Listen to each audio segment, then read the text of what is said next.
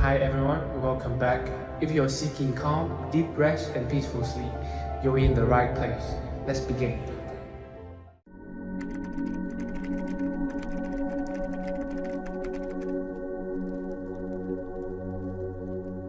Welcome, friend, to another journey together. Feel free to share where you are listening from and what time it is. There's something deeply moving about knowing that right now, many of us are settling into our own quiet spaces with our busy thoughts, letting these timeless teachings gently guide us towards rest. Tonight, you'll discover ancient wisdom that Buddhist masters have treasured for centuries to calm the turbulent mind and cultivate deep, restorative peace. I'm going to share a thoughtfully chosen collection of profound Zen stories that have guided countless seekers toward inner stillness and the most tranquil rest of their lives. Each tale holds a sacred teaching that awakens your spirit's natural capacity to release tension and worry. What makes this different from ordinary relaxation techniques is that these timeless teachings work regardless of your experience with meditation. Even if your thoughts feel chaotic, even if you've struggled with restlessness before, the Buddha once observed, "Peace comes from within. Do not seek it without." Over the coming hours, you'll understand exactly what this means and how to weave it into your own experience. As we explore stories of curious seekers, compassionate teachers, and transformative moments, you'll notice something beautiful unfolding. Your shoulders will begin to soften, your breathing will naturally deepen, and you'll find yourself gently settling into a state of profound calm. So make yourself comfortable now. Let your body sink fully into this moment. Draw one slow breath with me, and as you release it, know that you've just opened the door to a wisdom that has been patiently waiting for you across the centuries. Let's begin with our first story. At the foot of a mist-covered mountain in ancient Japan, there stood a small, simple hut made of wood and bamboo. This humble dwelling belonged to Ryokan, a Zen master who had chosen to live with almost nothing.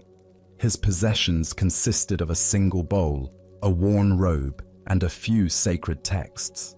The walls of his hut were bare, except for shadows cast by moonlight, and his floor held only a thin mat for sleeping. Yet those who visited him always remarked on the profound peace that filled this simple space. Ryokan spent his days in meditation, writing poetry, and walking in the surrounding forest. He found joy in the smallest things, the sound of rain on his roof, the sight of cherry blossoms, the warmth of sunlight through his window. His happiness seemed to spring from sources invisible to most people, as if he had discovered treasures hidden in plain sight. One evening, as crickets sang their night songs and the moon climbed high above the mountain peaks, Ryokan had gone to the village to visit a sick friend. While he was away, a thief crept up the mountain path toward his hut. The thief had heard stories about the famous Zen master and assumed that someone so revered must possess valuable items, perhaps gold, silver, or precious artifacts. The thief carefully examined the hut from outside, listening for any sounds within. Hearing nothing, he slipped inside through the unlocked door. His eyes adjusted to the darkness, and he began searching methodically through the small space. He looked in every corner, examined every shadow, checked under the sleeping mat, but there was nothing to steal. The hut contained not a single item of monetary value. As the thief stood there in confusion, he heard footsteps approaching on the mountain path. Panicking, he crouched in the darkest corner, hoping to hide until the occupant fell asleep. But when Ryokan entered, he immediately noticed the presence of another person. "You may have come a long way to visit me," Ryokan said gently, his voice free of alarm or anger. and you should not return empty-handed. Please take my clothes as a gift." The thief was bewildered. No one had ever responded to his presence with such kindness and generosity. He had expected fear, anger, or calls for help, but instead found himself facing a man who seemed genuinely concerned for his welfare. Ryokan began removing his robe, folding it carefully and extending it toward the confused intruder. The thief took the clothes with trembling hands and slunk away into the night, his mind spinning with questions he couldn't answer. He had never encountered anyone like this strange monk who gave away his possessions to someone who had come to steal them. After the thief disappeared down the mountain path, Ryokan sat naked outside his hut, gazing up at the full moon. Its silver light bathed the mountainside in ethereal beauty, transforming the landscape into something magical and otherworldly. "Poor fellow," Ryokan murmured with genuine compassion. "I wish I could give him this beautiful moon." Buddha's wisdom reminds us health is the greatest gift, contentment the greatest wealth, faithfulness the best relationship. Here we discover a teaching about the nature of true abundance and the poverty of endless wanting. Why do we spend so much energy accumulating possessions when the greatest treasures cannot be owned? Zen Buddhism points to our fundamental confusion about the source of happiness. We believe that security comes from having things, but Ryokan demonstrates that true security comes from needing nothing. We think wealth means possession, but he shows us that wealth means the capacity to give freely. This tale unveils the profound difference between having and being. The thief came seeking objects he could carry away, but Ryokan possessed something that cannot be stolen, a deep contentment that springs from within. The moon, symbol of this inner radiance, illuminates all equally and belongs to no one and everyone simultaneously.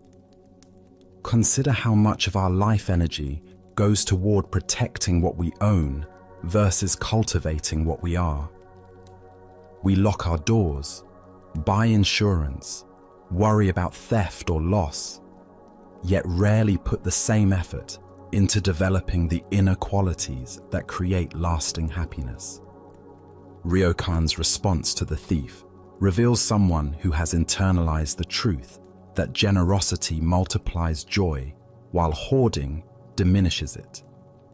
The Buddha said, "If you knew what I know about the power of giving, you would not let a single meal pass without sharing it in some way."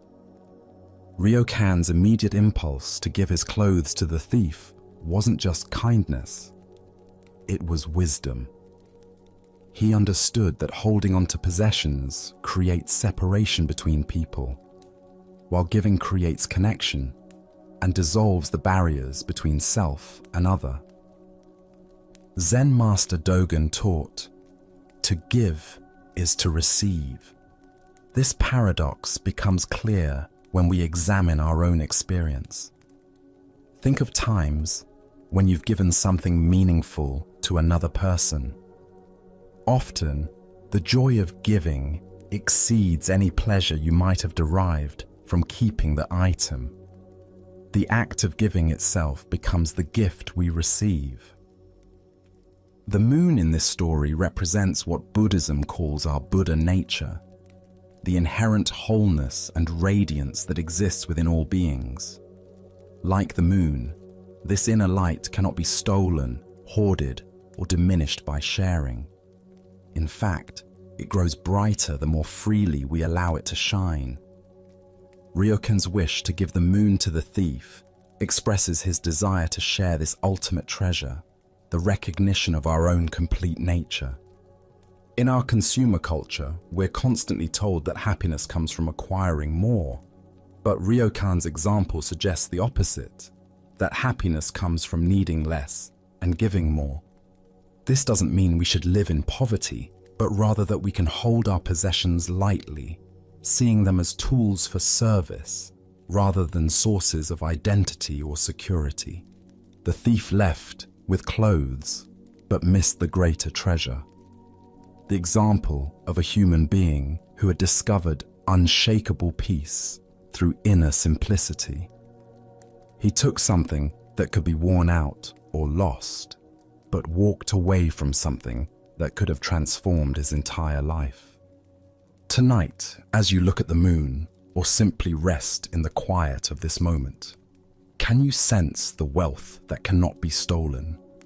The breath moving through your body, the awareness that perceives these words, the capacity for love and wonder that exists regardless of your circumstances. As the Buddha taught, better than 1,000 hollow words is one word that brings peace. The peace that Ryokan embodied is available to each of us when we stop grasping and learn to rest in our own inherent completeness. Now, let us explore a Zen story that takes place in a quiet monastery where 20 monks and one nun named Ishun practiced meditation together under the guidance of their Zen master. The morning air was crisp with the scent of incense, and the sound of wooden bells echoed softly through the stone corridors. Eshun moved through her daily practice with graceful presence, her shaved head catching the golden light that streamed through the temple windows. Despite her plain robes and simple appearance, Eshun possessed a natural beauty that drew the attention of several monks. They found themselves stealing glances during meditation, their minds wandering from their breath to thoughts of her gentle movements and serene countenance. One monk, particularly smitten, felt his heart race whenever she passed by. The weight of his feelings grew heavier each day until he could no longer contain them. In the quiet of his cell, he wrote her a letter confessing his love and requesting a private meeting. His hands trembled as he folded the paper, and he slipped it to her after the evening meal. He watched her face carefully as she read it, searching for any sign of reciprocal feeling, but Eshun's expression remained unchanged, calm as still water. She folded the letter quietly and continued with her evening practice, offering no response. The following day, the master delivered his regular teaching to the assembled group. The hall was filled with the soft rustle of robes and the gentle rhythm of synchronized breathing. When the lecture concluded, Eshun rose from her cushion with deliberate grace. The room fell silent as all eyes turned to her. She looked directly at the monk who had written the letter, her gaze steady and compassionate. "If you really love me so much," she said clearly, her voice carrying to every corner of the hall, "come and embrace me now." The monk's face flushed crimson. His heart pounded so loudly he was certain everyone could hear it. The other monks shifted uncomfortably, some looking away, others watching with fascination. The weight of the moment hung heavy in the air. In that instant, the monk understood. His love crumbled under the light of truth, revealed as nothing more than desire, fantasy, and attachment. Buddha's wisdom reminds us, you yourself, as much as anybody in the entire universe, deserve your love and affection. What emerges from this story is a profound teaching about the difference between true love and attachment disguised as love. Eshun's response cut through the monk's romantic illusion with the sharp blade of reality, revealing the conditional nature of what he called love. Why do we so often confuse desire with love? Zen Buddhism points to the ego's tendency to project our needs onto others, creating elaborate fantasies about connection while remaining fundamentally self-centered. The monk's love was based on Ishun's appearance and his own longing, not on genuine care for her well-being or spiritual growth. True love, as Buddhism teaches, is unconditional compassion that seeks nothing in return. Consider how often we attach the word love to experiences that are actually about possession, control, or the fulfillment of our own needs. We say we love someone, but what we really mean is that their presence makes us feel good, their attention validates us, or their beauty pleases us. This is not love, but attachment, and attachment inevitably leads to suffering. Zen teacher Suzuki Roshi observed, "Each of you is perfect the way you are, and you can use a little improvement." This paradox applies beautifully to love. We must love others as they are, not as we wish them to be, while simultaneously supporting their growth and awakening. The monk's letter revealed his desire to possess Eshun privately, to have her conform to his romantic fantasy, rather than honoring her path as a devoted practitioner. Eshun's response demonstrated what Zen calls fierce compassion, the willingness to cut through delusion even when it causes temporary discomfort.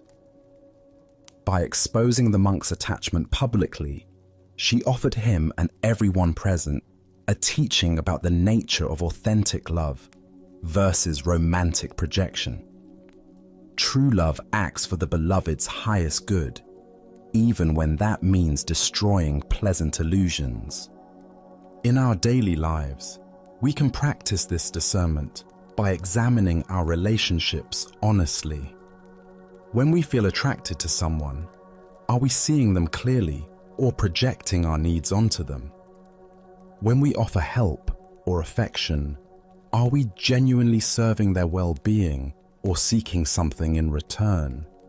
The Buddha taught that loving kindness begins with self-awareness and extends outward through increasingly widening circles of genuine care. Tonight, as you reflect on the relationships in your life, can you distinguish between love and attachment? Can you offer care that asks nothing in return, that honors others' autonomy and spiritual journey? As the Buddha taught, hatred is never appeased by hatred in this world. By non-hatred alone is hatred appeased. This is a law eternal. True love dissolves the boundaries between self and other, creating space for authentic connection to flourish. Let us now turn to a tale that challenges our understanding of spiritual progress and genuine compassion. This is the story of the old woman's compassion test. In the mountains of ancient China, there lived an elderly woman whose generosity knew no bounds. For over 20 years, she had supported a monk's spiritual practice with unwavering dedication. She had built him a simple hut with her own hands using timber from the surrounding forest, and brought him food daily so he could devote himself entirely to meditation. Her weathered hands had kneaded countless loaves of bread. Her bent back had carried heavy loads up the mountain path, all out of faith that her support was nurturing genuine spiritual development. As the years passed, the woman began to wonder about the monk's progress. She observed him daily in his meditation posture, noting his peaceful demeanor and disciplined routine. Yet something stirred within her, a question that grew stronger with each passing season. What kind of wisdom had emerged from all these years of practice? What depth of compassion had he cultivated? Had her decades of support truly contributed to his spiritual awakening, or had she merely enabled comfortable withdrawal from the world? The old woman was not one to let questions fester. She was a practical person who believed that spiritual development should manifest in one's response to life's complexities. not just in the ability to sit peacefully in isolation. She devised a test that would reveal the true nature of the monk's attainment. She approached a young woman from the village, someone known for her warmth and natural sensuality. "I need your help," the old woman explained. "Go to the monk and embrace him. Show him genuine affection. Then ask him suddenly, 'What now?' I want to see how he responds to this unexpected situation." The young woman agreed, curious about this unusual request. She made her way up the mountain path to the monk's hut, her heart beating with nervous anticipation. When she arrived, she found the monk in his usual meditation posture, still as a statue. Without hesitation, she approached him and embraced him warmly, her touch conveying genuine human connection and affection. "What now?" she asked softly, looking into his eyes. The monk's response came immediately, his voice cold and distant. "An old tree grows on a cold rock in winter. Nowhere is there any warmth." The young woman felt a chill that had nothing to do with the mountain air. She returned to the old woman and related exactly what the monk had said. The old woman's face darkened with disappointment and anger. "To think I fed that fellow for 20 years, she exclaimed. "He showed no consideration for your need, no disposition to explain your condition. He need not have responded to passion, but at least he should have evidenced some compassion." Without hesitation, the old woman marched up the mountain to the monk's hut and burned it to the ground. As the Buddha observed, compassion is not religious business. It is human business. It is not luxury. It is essential for our own peak survival. The heart of this lesson lies in understanding that true spiritual development must include the capacity for genuine human connection and appropriate response to others' needs. Why do we sometimes mistake spiritual detachment for spiritual accomplishment? Zen Buddhism warns against what it calls Zen sickness, the tendency to use spiritual concepts as shields against authentic engagement with life. The monk had achieved a kind of equanimity, but it was cold and lifeless, lacking the warmth of genuine compassion. The old woman's test revealed a crucial distinction between spiritual bypassing and authentic realization. The monk had learned to remain undisturbed by sensual temptation, but he had not learned to respond to human need with appropriate kindness. His poetic response about the cold tree revealed someone who had become emotionally frozen, rather than spiritually liberated. Consider how often we encounter people who use spiritual concepts to avoid genuine engagement. They speak of detachment while remaining emotionally unavailable. They talk about non-attachment while showing indifference to others' suffering.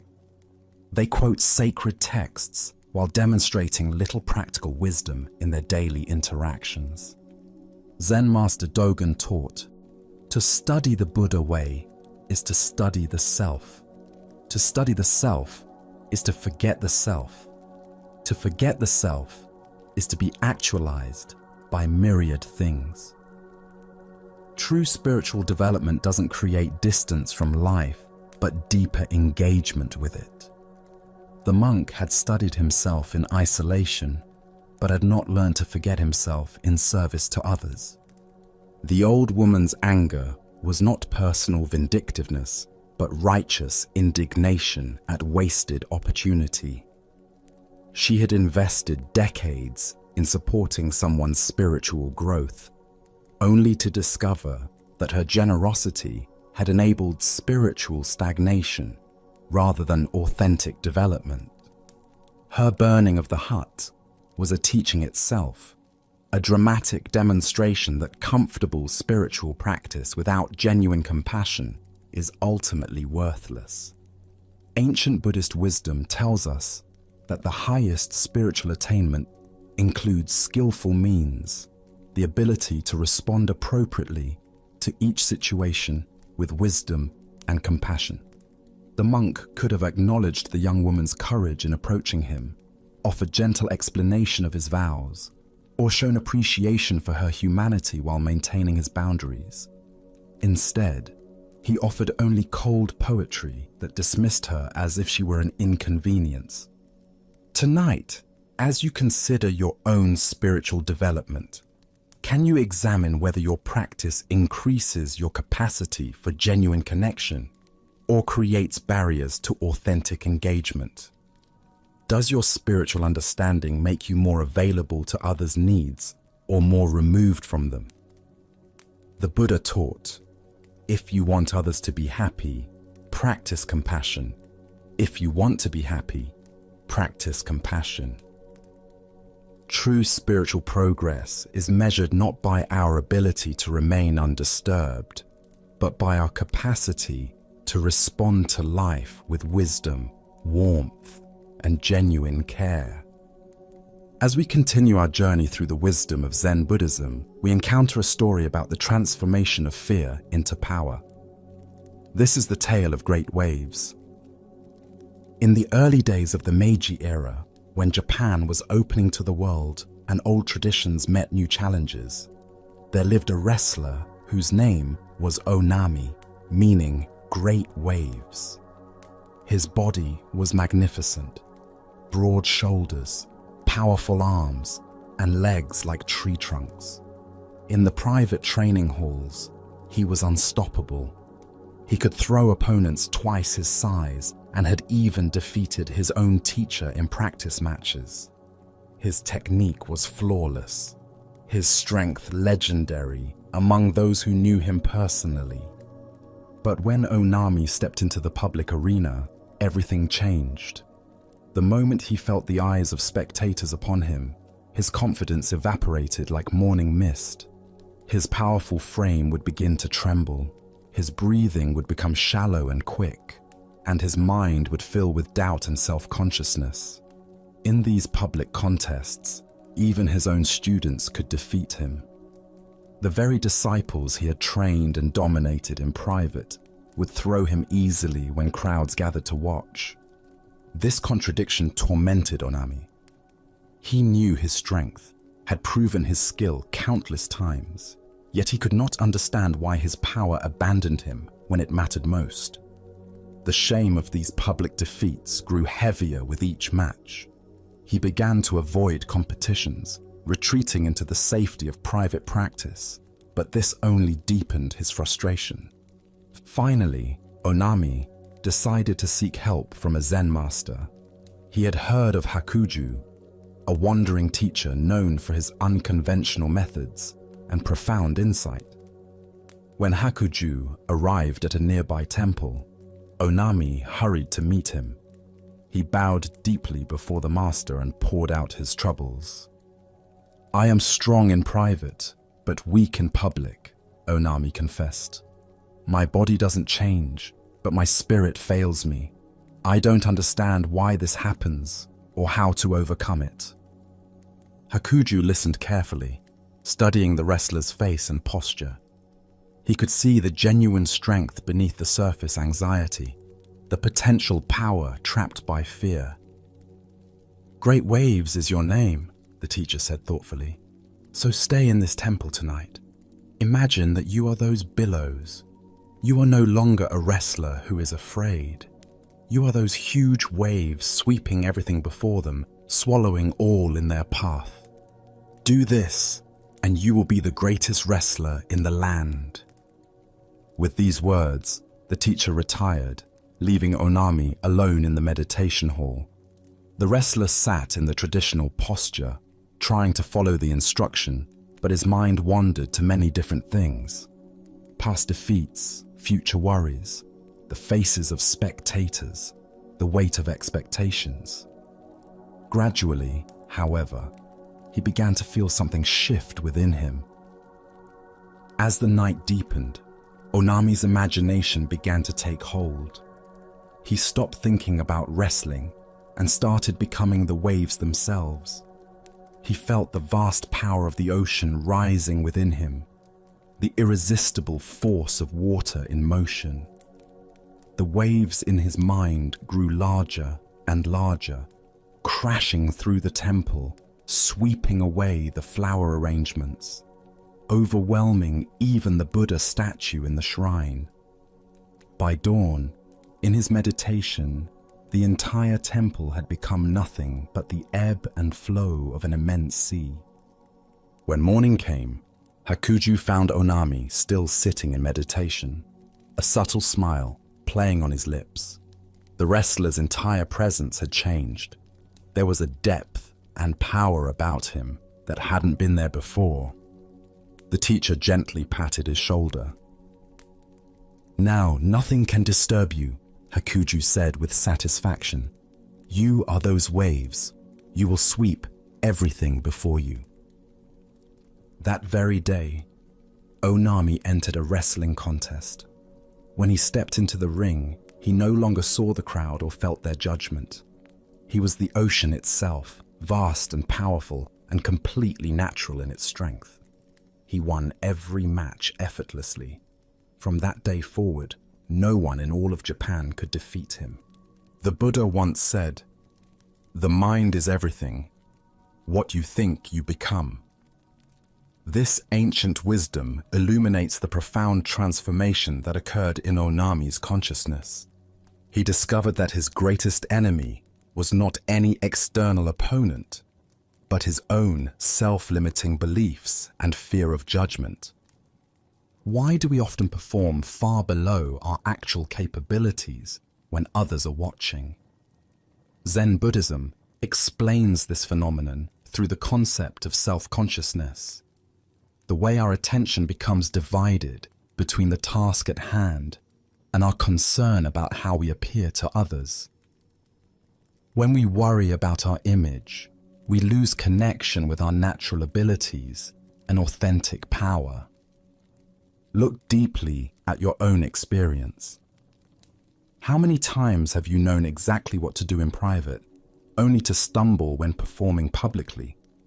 Perhaps you've experienced this giving presentations, having difficult conversations, or pursuing creative endeavors.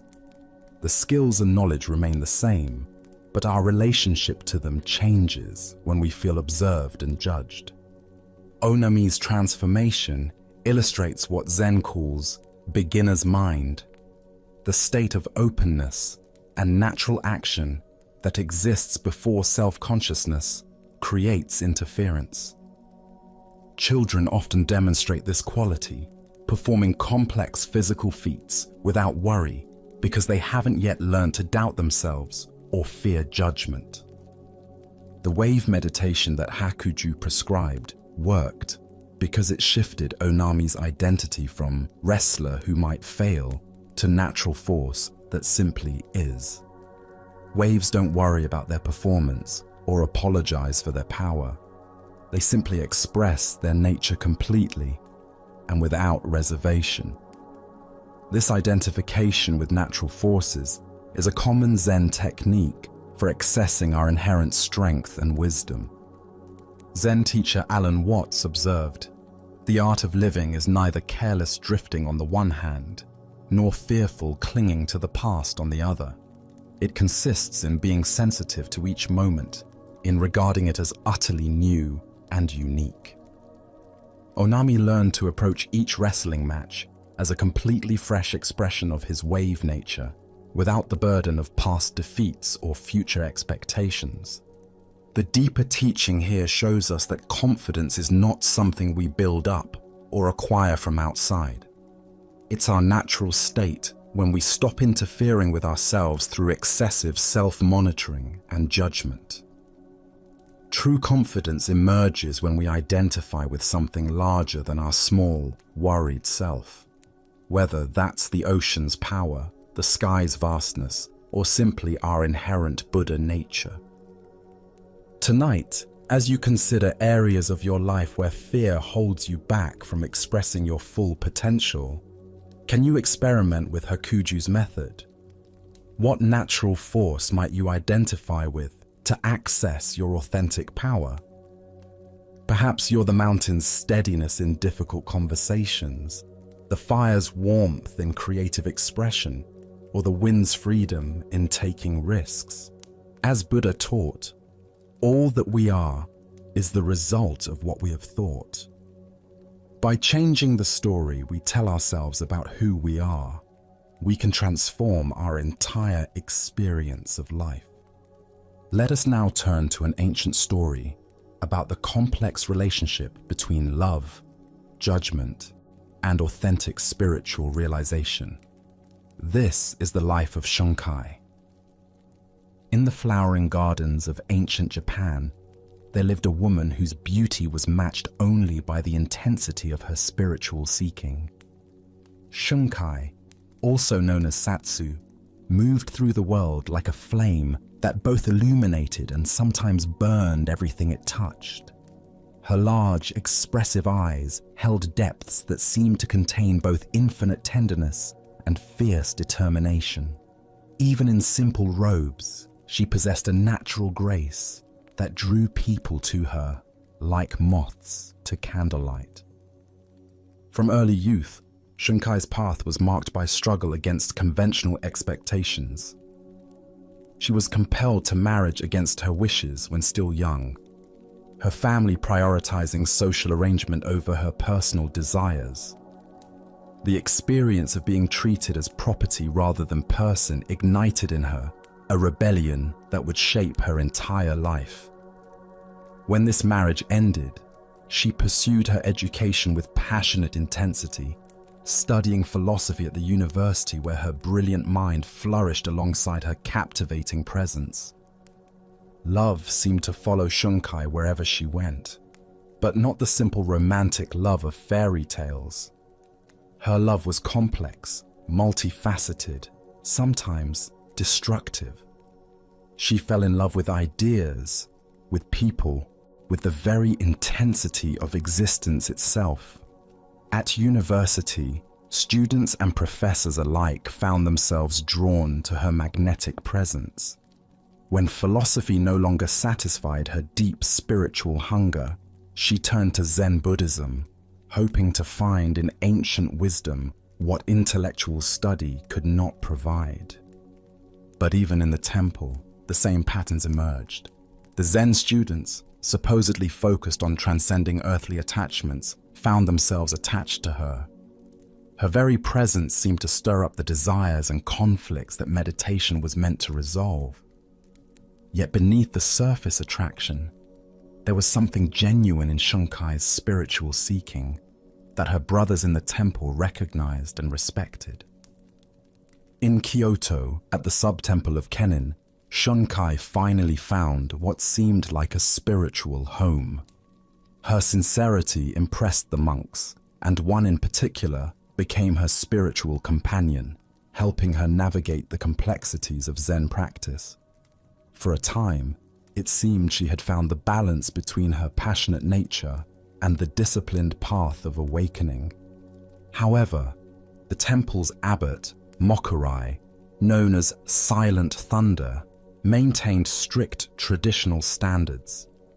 He was a man who kept the ancient precepts with fierce dedication and expected the same from others.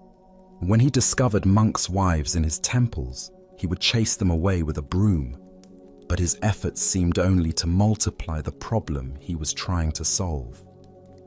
The wife of the head priest, watching Shunkai's growing influence and the praise her earnestness received, felt a jealousy that ate at her like acid.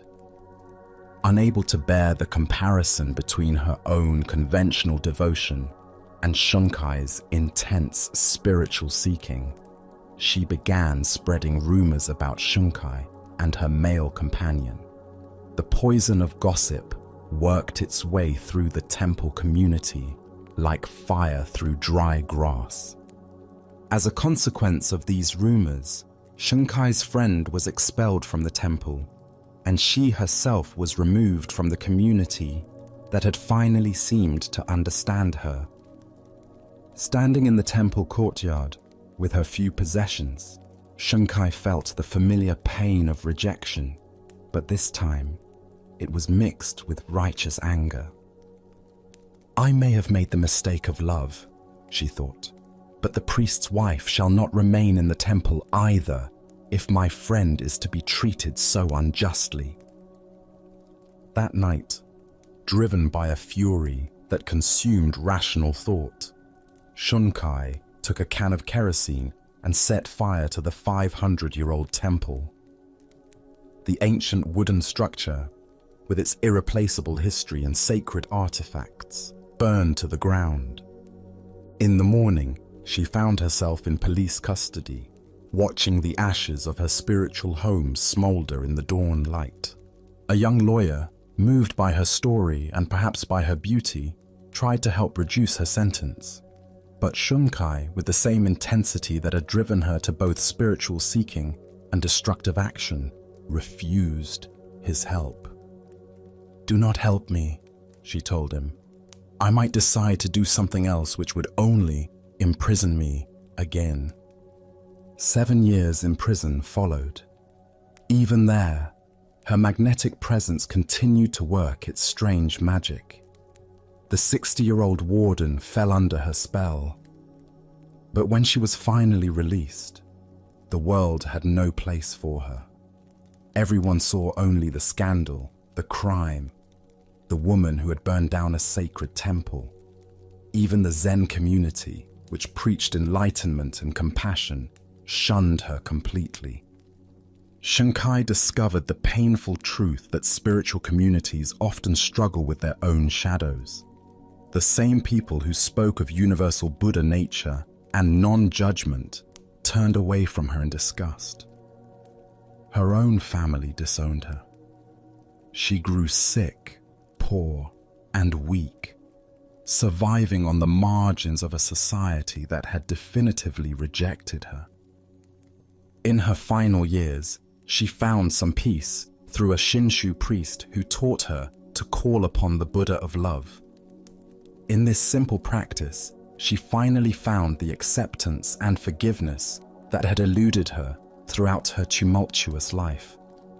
She died still beautiful, still young at barely 30, her potential largely unrealized due to the judgments and limitations of her time. Before her death, she wrote her own story, hoping perhaps to earn enough to survive, but also to leave a record of a life that refused to conform to expectations. Some of her story reached a woman writer, and through her, the Japanese people learned of Shunkai's journey.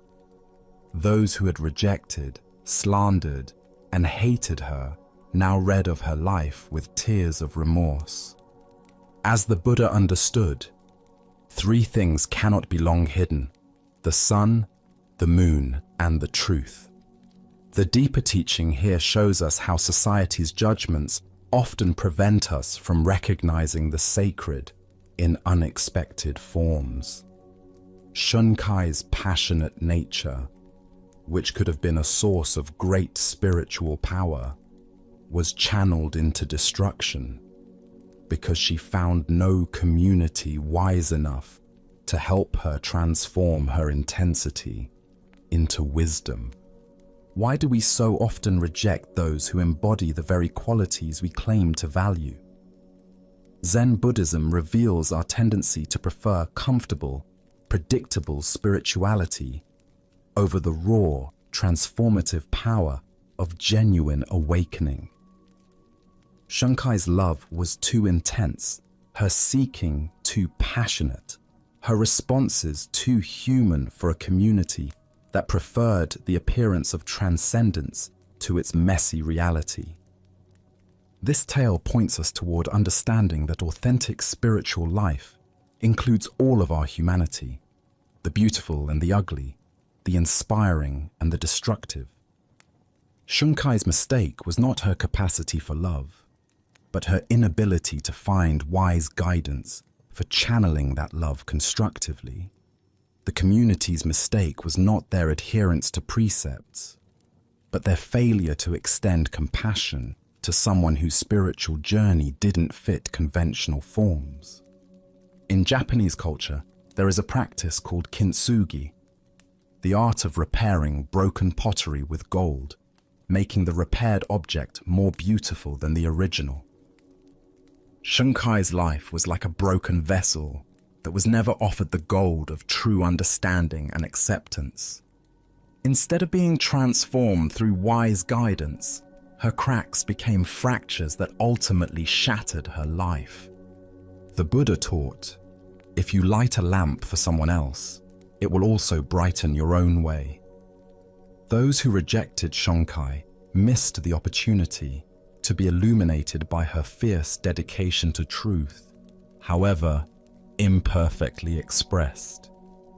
Her story reminds us that the path to awakening is rarely smooth or conventional, and that our capacity to hold space for others' struggles directly reflects our own spiritual maturity. Tonight, as you consider the outcasts and difficult people in your own life, can you look beyond their actions to the spiritual longing that might be driving them? Can you see past society's judgments to the Buddha nature that exists even in those who have made terrible mistakes? As Buddha said, hatred does not cease by hatred, but only by love. This is the eternal rule. Shunkai's life challenges us to extend this love not just to the obviously virtuous, but to those whose seeking has led them down dark paths. In learning to embrace the full spectrum of human spiritual experience, we discover the compassion that transforms both ourselves and our world. As we continue our journey, let us now turn to a story about acceptance and the art of contentment. This is the shepherd's wisdom. Along a dusty mountain road where wildflowers dotted the hillsides, a weary traveler encountered a shepherd tending his flock. The morning sun climbed steadily higher, and clouds gathered on the horizon, creating an uncertain sky that could promise either gentle rain or scorching heat. The shepherd sat peacefully on a smooth boulder, watching his sheep graze contentedly among wild grasses. His face bore the calm expression of one who had spent countless seasons under open sky, learning lessons that only nature can teach. There was something in his demeanor, a quality of unshakable serenity that drew the traveler's attention. "Good morning, friend," the traveler called out, wiping sweat from his brow. "What kind of weather are we going to have today?" The shepherd looked up with eyes that held mountain stream clarity and smiled with genuine warmth. "The kind of weather I like," he replied simply, as if this were the most obvious answer in the world. The traveler paused, confused. He had expected a practical forecast that would help him plan his day. Instead, he received what seemed like circular logic, offering no useful information. "How do you know it will be the kind of weather you like?" the traveler pressed, his voice carrying frustration mixed with curiosity. The shepherd's smile deepened, and he gestured toward the vast sky above them, where clouds and clear patches moved in their eternal dance. "Having found out, sir, that I cannot always get what I like," he said, with the patience of one who had learned life's most essential lesson, "I have learned to always like what I get. So I am quite sure we will have the kind of weather I like." The traveler stood in silence, the profound simplicity of this wisdom settling into his understanding, like seeds finding fertile ground. Here was a man who had discovered something that all the weather predictions in the world could not provide: complete freedom from the anxiety of uncertainty. As the Buddha observed, attachment is the root of suffering. What emerges from this story is the recognition that true contentment comes not from controlling external circumstances, but from transforming our relationship to whatever circumstances arise. Why do we exhaust ourselves trying to arrange life according to our preferences, rather than learning to find peace within whatever life presents? The shepherd represents what Zen calls great acceptance, not passive resignation. but the profound wisdom that recognizes resistance to reality as the primary source of suffering. When we fight against what is, we create an internal war that drains our energy and blocks our capacity for contentment. When we learn to align ourselves with reality as it unfolds, we discover the tremendous peace that comes from swimming with the current rather than against it. Consider how much mental and emotional energy we spend each day resisting circumstances beyond our control. Traffic jams, weather that doesn't match our plans, people who don't behave as we think they should. Each resistance creates a small contraction in our awareness, a tiny rebellion against reality that accumulates into chronic dissatisfaction. The shepherd's approach doesn't mean becoming passive or ceasing to have preferences. We can still hope for sunny days while fully accepting rainy ones. We can work toward goals while finding peace when outcomes differ from expectations. The key lies in holding our preferences lightly rather than allowing them to determine our contentment. Zen Master Seng Tsan wrote, "The great way is not difficult for those who have no preferences." This doesn't suggest eliminating all desires, but rather not allowing those desires to become demands that reality must fulfill for us to be okay. Look deeply at your own patterns of resistance. How often do you find yourself arguing with reality, wishing circumstances were different, or believing you'll be content when things change? This tension is optional, not because you should suppress your desires, but because you can learn to hold them more skillfully. The Buddha taught that attachment doesn't mean caring deeply about things. It means making our inner peace conditional on external circumstances, arranging themselves according to our specifications. The shepherd cares about his flock and appreciates comfort, but his fundamental contentment doesn't depend on any particular outcome. Tonight, as you reflect on the day's experiences, both pleasant and challenging, can you find the shepherd's secret within your own awareness? What if contentment isn't waiting for better circumstances, but is available right now through a shift in perspective? As the Buddha taught, happiness does not depend on what you have or who you are. It solely relies on what you think. The shepherd discovered that when we stop demanding that life conform to our expectations, we find the freedom to enjoy life exactly as it presents itself. Let us now turn to a tale about the nature of seeking and finding. This is the master sculptor's discovery. In a bustling stone quarry beneath towering mountains, a master sculptor moved among the marble blocks with the practiced eye of one who had spent decades coaxing beauty from stone. The morning sun cast golden light across the quarry, illuminating countless blocks that seemed to whisper their stories to him. "Aha," he would say, running his weathered hands across smooth surfaces. "There is a heroic figure locked in that piece, and a saint trapped inside that other one." His reputation had grown precisely because of this gift, his ability to sense what he called the suchness of every stone, to see beyond raw material to its true nature waiting to be released. But on this morning, the sculptor's heart carried a different weight. For over 40 years, he had been searching for something special, the perfect block from which he could create his masterwork, a glorious statue of the Buddha. His energies were waning now, and still this elusive Buddha block remained hidden from him. He had traveled to great quarries around the world, consulted experts, hired specialists to scour remote areas, yet nowhere could he find that one perfect slab that would allow him to release the most perfect likeness of Buddha.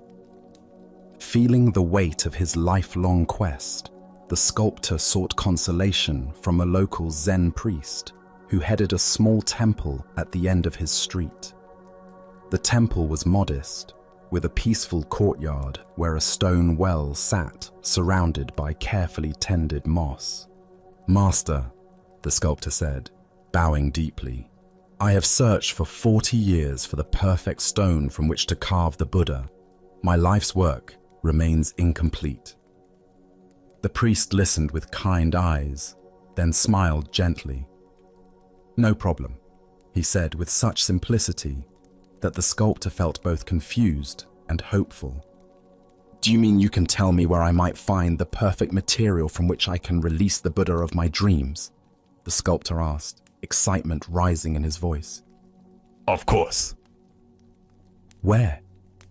The priest raised his hand and pointed across the courtyard. "Over there," he said, indicating the stone well. The excited sculptor hurried to the well and peered down into the still, dark water. There, looking back at him with the same questioning eyes, the same lined face marked by years of searching, was his own reflection. Buddha's wisdom reminds us, if you cannot find the truth right where you are, where else do you expect to find it? The deeper teaching here shows us that what we seek most desperately often lies not in some distant place or perfect circumstance, but in the very ground of our own being. Why do we exhaust ourselves searching everywhere except within? Zen Buddhism reveals that we become so focused on the object of our search that we forget to examine the searcher. The sculptor had examined thousands of stones, traveled countless miles, yet never considered that the very consciousness doing the seeking was itself the perfect material for awakening. Consider how often throughout your day you postpone contentment, waiting for better circumstances. "I'll be happy when I get the promotion, find the right partner, when conditions are finally perfect." This is seeking the Buddha block everywhere, except in the reflection looking back at us right now. Zen Master Huangpo taught, "Your everyday mind, that is the way."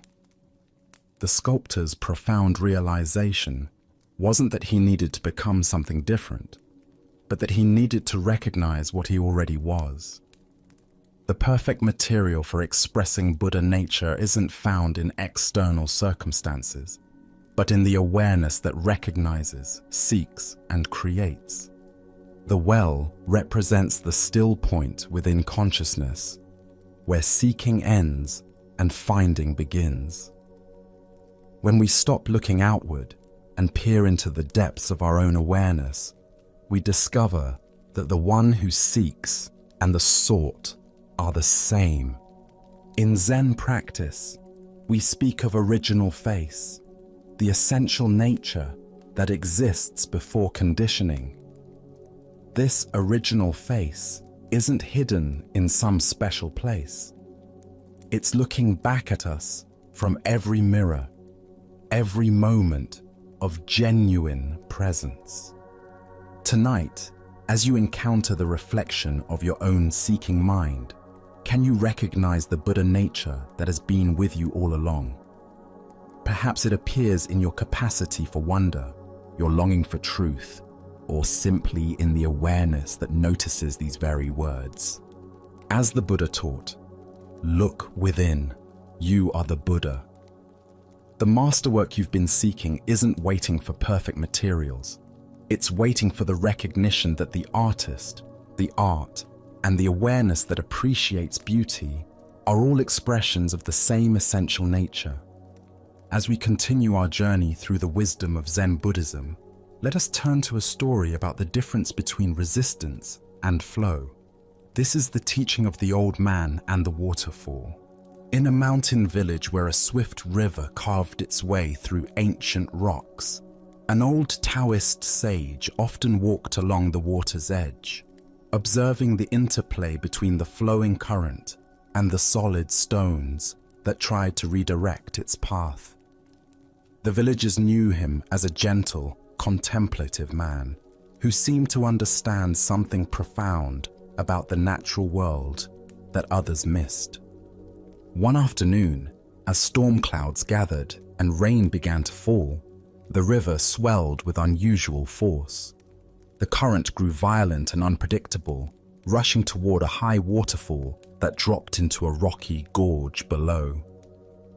Most people avoided the area during such conditions, knowing that anyone who fell into the rapids would face almost certain death against the jagged rocks at the bottom of the falls.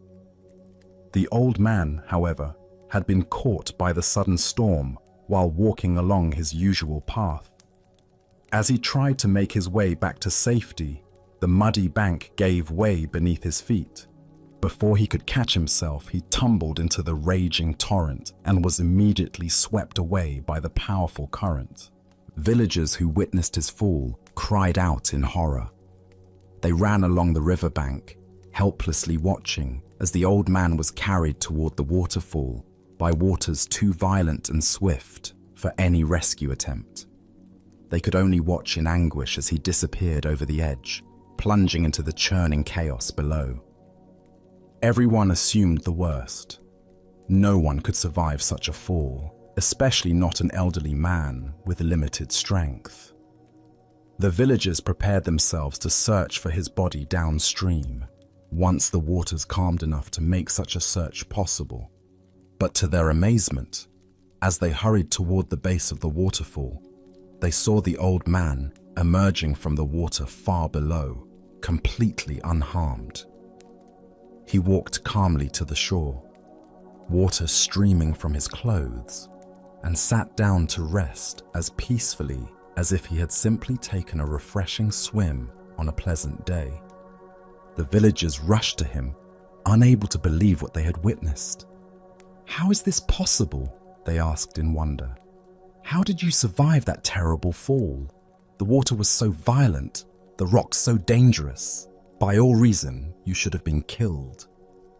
The old man smiled at their concern and amazement. He wrung water from his sleeves and considered their question carefully before answering. "I survived," he said simply, "because I accommodated myself to the water, not the water to me. When I felt myself falling, I did not fight against the current or try to force it to change direction. Without thinking, I allowed myself to be shaped by it. When the water wanted to go down, I went down. When it swirled, I swirled with it. Plunging into the whirlpool, I came out with the whirlpool. I became like the water itself, and this is how I survived." The villagers listened in silence, beginning to understand that they had witnessed something far more than a fortunate accident. They had seen a demonstration of a profound principle that the old man had spent years learning from his careful observation of the natural world. As the Buddha taught, nothing is permanent. Everything is subject to change. Being is always becoming. Here we discover the wisdom of working with life's currents, rather than exhausting ourselves in futile resistance to forces beyond our control. Why do we instinctively fight against difficult circumstances when flow and adaptation might serve us better? Zen Buddhism reveals that our ego mind believes it can control external conditions through force of will. But this approach often creates more suffering than the original difficulty. The old man's survival wasn't mere luck. It was the result of understanding something essential about the nature of existence itself. When we align ourselves with the natural flow of events, rather than demanding that life conform to our preferences, we often discover resources and possibilities that resistance makes invisible. Consider your own relationship with challenging circumstances. How much energy do you spend fighting against situations you cannot change? The old man's teaching suggests a different approach, not passive submission, but conscious adaptation that maintains our essential nature while flowing with changing conditions.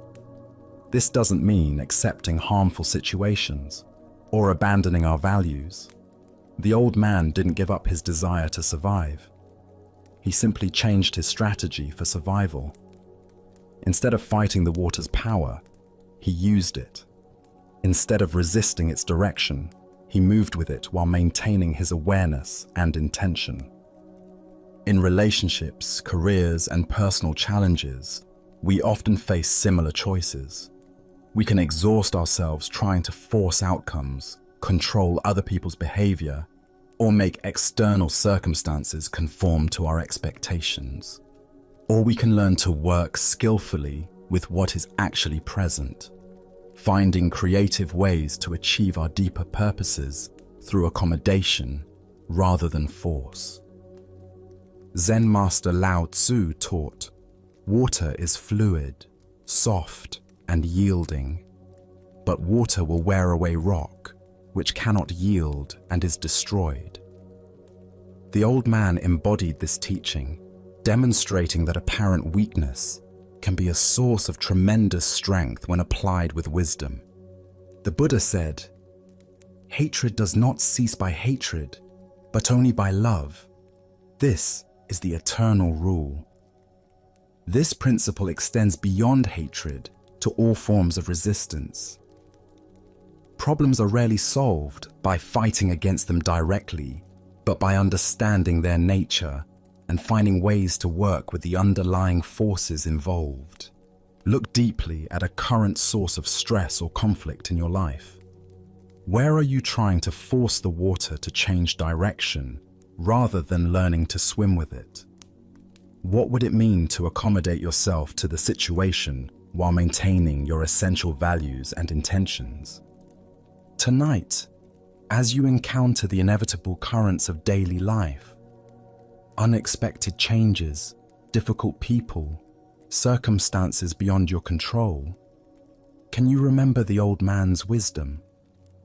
Can you find ways to maintain your center while flowing with forces you cannot change, discovering that sometimes the most direct path to your goals is the one that appears to go around obstacles rather than through them? Buddha's wisdom reminds us, in the end, just three things matter: how well we have lived, how well we have loved, how well we have learned to let go.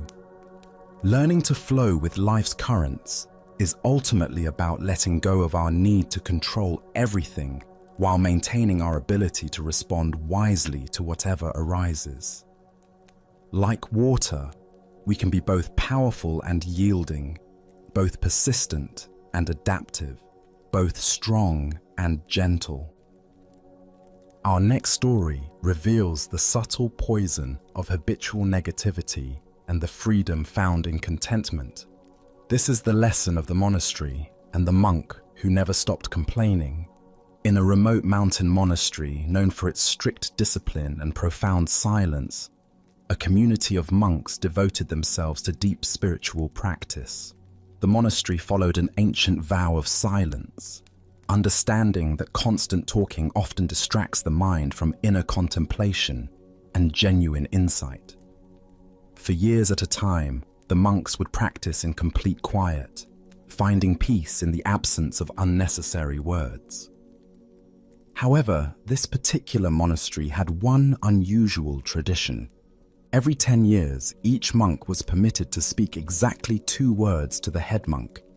This brief allowance acknowledged that sometimes practical concerns or spiritual insights might need to be communicated, while still maintaining the essential discipline of silence that supported their contemplative practice. One young monk entered this monastery with sincere intentions and dedicated himself to the demanding schedule of meditation, work, and study. But from the very beginning, he struggled with dissatisfaction. The simple accommodations felt uncomfortable, the plain food seemed inadequate, and the rigorous schedule challenged his preferences at every turn. After his first 10 years of practice, He went to the head monk for his permitted communication. The elder looked at him with kind, expectant eyes, ready to hear whatever wisdom or insight the decade of silent practice might have produced. "Bed hard," the monk said, using his two precious words to express his primary complaint about the sleeping arrangements. "I see," the head monk replied gently, making note of the comment, but offering no judgment or solution. The monk returned to his silent practice, but his dissatisfaction only seemed to deepen over the next decade. Instead of using the years to cultivate acceptance and inner peace, he spent his time dwelling on various discomforts and inadequacies he perceived in the monastery's provisions. His meditation became increasingly agitated as his mind rehearsed complaints he couldn't voice. When his second opportunity to speak arrived after another 10 years, he again approached the head monk. The elder greeted him with the same patient attention, curious to see how 2 more decades of practice might have influenced the monk's perspective. "Food stinks," the monk declared, using his allocated words to express his ongoing dissatisfaction with the simple vegetarian meals provided by the community. "I see," the head monk responded with unchanged equanimity, observing this second expression of complaint without surprise or criticism. Another 10 years passed, during which the monk's internal negativity continued to grow. Instead of finding freedom through spiritual practice, he had used 3 decades to perfect the art of mental complaining. His silent years were filled not with peace and insight, but with constant internal criticism of his circumstances. When his third opportunity for speech arrived, the monk appeared before the head monk with obvious agitation. 3 decades of accumulated dissatisfaction had finally reached its breaking point. "I quit," he announced emphatically, using his 2 words to express his ultimate decision to abandon the path he had never truly embraced.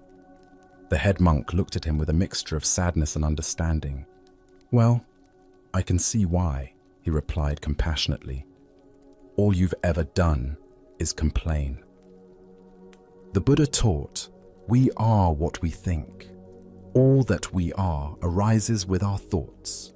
With our thoughts, we make the world." This teaching reveals how the monk's 30 years of practice had actually reinforced the very patterns that caused his suffering rather than dissolving them. Why do we sometimes use spiritual practice to perfect our dissatisfaction rather than transcend it? Zen Buddhism points to our tendency to bring our habitual mental patterns into any environment, then blame external circumstances for our internal states. The monk never truly engaged with the practice. He simply endured it while maintaining his resistance. The monastery's conditions weren't the source of the monk's suffering. His attitude toward those conditions was. Countless other monks had found peace, insight, and profound contentment in the exact same circumstances.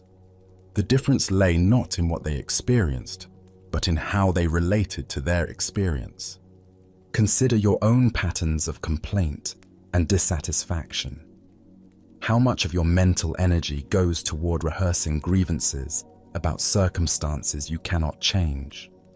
The monk spent 30 years of precious life focused on bed hardness and food quality, instead of using those same years to develop inner freedom. This story also reveals the cumulative power of our mental habits. Each day, the monk chose complaint over acceptance. He strengthened neural pathways of dissatisfaction. Over 3 decades, these patterns became so ingrained that leaving seemed like the only option, when in reality, changing his perspective had always been available. Zen master Thich Nhat Hanh taught, "Thanks to impermanence, everything is possible." The monk's tragedy was his failure to recognize that his dissatisfaction was impermanent and changeable. Instead of working with his resistance, He fed it daily for 30 years until it consumed his entire spiritual journey. The Buddha said, "Better than 1,000 hollow words is one word that brings peace." The monk's 6 words over 30 years, all complaints, brought no peace to himself or others. Meanwhile, monks who used their practice to cultivate gratitude and acceptance found profound tranquility in the same conditions. Look deeply at your own relationship with current challenges. Where are you spending years complaining about circumstances that could be transformed through a shift in perspective? What would change if you used the same mental energy currently devoted to dissatisfaction to cultivate acceptance and inner peace? Tonight, as you notice the inevitable discomforts and imperfections of daily life, can you remember the monk's wasted decades? Can you choose gratitude over complaint, acceptance over resistance, understanding that your response to circumstances shapes your experience far more than the circumstances themselves? Buddha's wisdom reminds us, happiness does not depend on what you have or who you are. It solely relies on what you think. The monastery offered every monk the same opportunity for peace and awakening. Some found it, others did not. Not because of external conditions, but because of the quality of attention they brought to those conditions.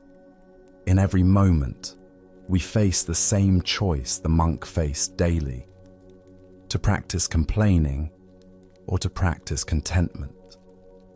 Let us continue our journey with a story about maintaining inner balance regardless of external circumstances.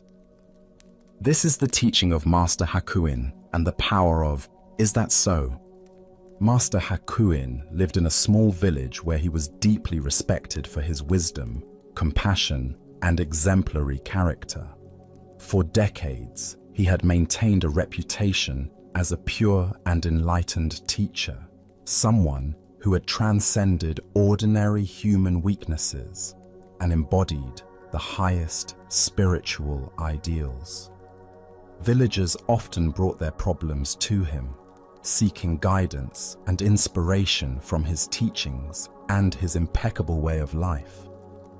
In this same village lived a beautiful young woman whose family was well known and respected. When she became pregnant outside of marriage, her condition caused a scandal that rippled through the tight-knit community. Her parents were furious and demanded to know who was responsible for bringing such shame upon their family. At first, the young woman refused to reveal the father's identity. She was protecting someone she loved, someone whose reputation and future would be destroyed if the truth came out. But as her parents' anger intensified and the pressure became unbearable, she made a desperate decision. In a moment of panic and confusion, she pointed to the one person she thought could weather this storm better than her actual lover, the respected Master Hakuin. When her outraged parents confronted the Zen master with their daughter's accusation, they expected protests of innocence, explanations, or at least some expression of shock at being falsely accused. Instead, Hakuin listened calmly to their angry words and simply replied, "Is that so?" His response only seemed to confirm their worst suspicions. Surely an innocent man would defend himself more vigorously. The scandal exploded throughout the village. People who had revered Hakuin as a saint now whispered that he was a hypocrite who had been living a lie.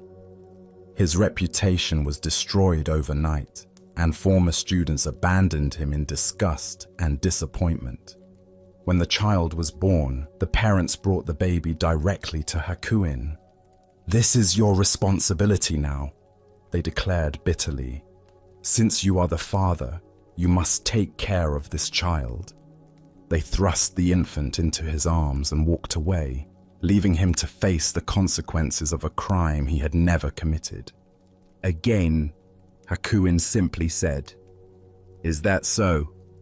and accepted the baby without protest or explanation. For many months, the former master cared for the child with tender attention. He fed the infant, changed diapers, walked the floors during sleepless nights, and provided all the love and care that any devoted parent would give.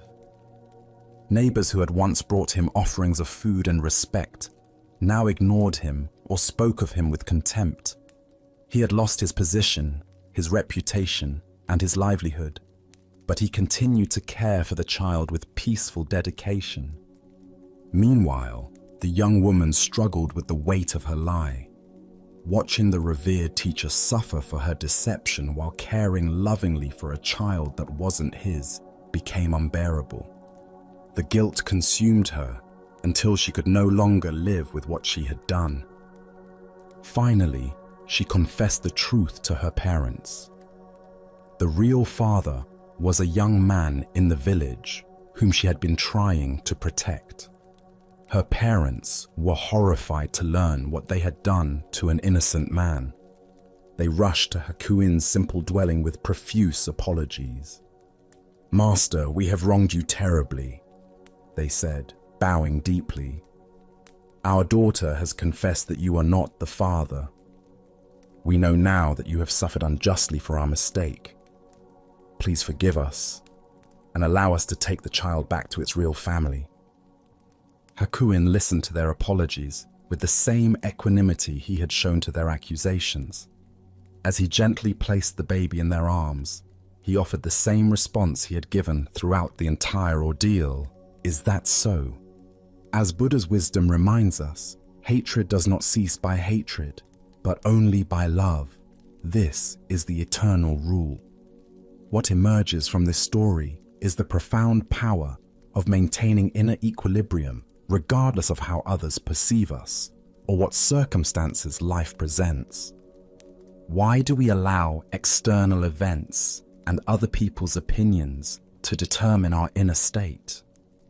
Zen Buddhism teaches that true freedom comes from developing an unshakable center that remains stable, whether we're being praised or blamed, honored or dishonored, treated fairly or unjustly.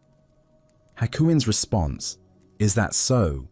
represents a profound spiritual practice. He wasn't being indifferent or passive. He was demonstrating the ultimate non-attachment to reputation, status, and even justice itself. His consistent response showed that his sense of worth and purpose came from within rather than from external validation. Consider how differently most of us would react to false accusations, public humiliation, and complete loss of reputation. The natural human response is to defend ourselves, to fight against injustice, to demand that others see the truth. But Hakuin's approach reveals another possibility, meeting all circumstances with the same peaceful acceptance. This doesn't mean we should never defend ourselves or that we should passively accept all injustices. Hakuin's teaching is more subtle. He shows us that our inner peace doesn't have to depend on external circumstances being fair or favorable. We can maintain our center regardless of how the world treats us. The Buddha taught, "You will not be punished for your anger, you will be punished by your anger." Hakuin's equanimity protected him from the additional suffering that would have come from resentment, self-pity, or desperate attempts to restore his reputation. While the situation was undoubtedly challenging, he didn't compound the difficulty with emotional resistance. Look deeply at your own reactions to criticism, misunderstanding, or unfair treatment. How much of your suffering comes from the actual events, and how much comes from your mental and emotional responses to those events? Hakuin's example suggests that we have far more control over the second source of suffering than the first. Tonight, as you encounter whatever judgments, misunderstandings, or unfair treatments life may bring, can you remember Master Hakuin's peaceful, "Is that so?" Can you find the space between what happens to you and how you respond? discovering that your inner peace need not be held hostage by external circumstances. Buddha's wisdom teaches us, peace comes from within. Do not seek it without. True spiritual development isn't measured by how well life treats us, but by how gracefully we can meet whatever life brings, maintaining our compassion, dignity, and inner tranquility, regardless of whether the world recognizes our worth or understands our true nature. Let us continue our journey with a story about the transformative power of fearlessness and unconditional compassion. This is the tale of the thief and the Zen master. One quiet evening, as twilight painted the sky in shades of purple and gold, Zen master Shichiri Kojun sat in his simple home, reciting ancient sutras. His voice flowed rhythmically through the peaceful rooms, each word a meditation, each breath a prayer. The soft glow of candlelight danced across the walls as he immersed himself completely in the sacred texts, finding deep tranquility in the familiar verses. Suddenly, the serenity was shattered. The front door burst open with a violent crash, and a desperate man entered, brandishing a sharp sword that gleamed menacingly in the candlelight. His eyes were wild with desperation, his clothes dirty and torn, his breathing heavy from running. He had clearly chosen this isolated house because he believed it would be an easy target.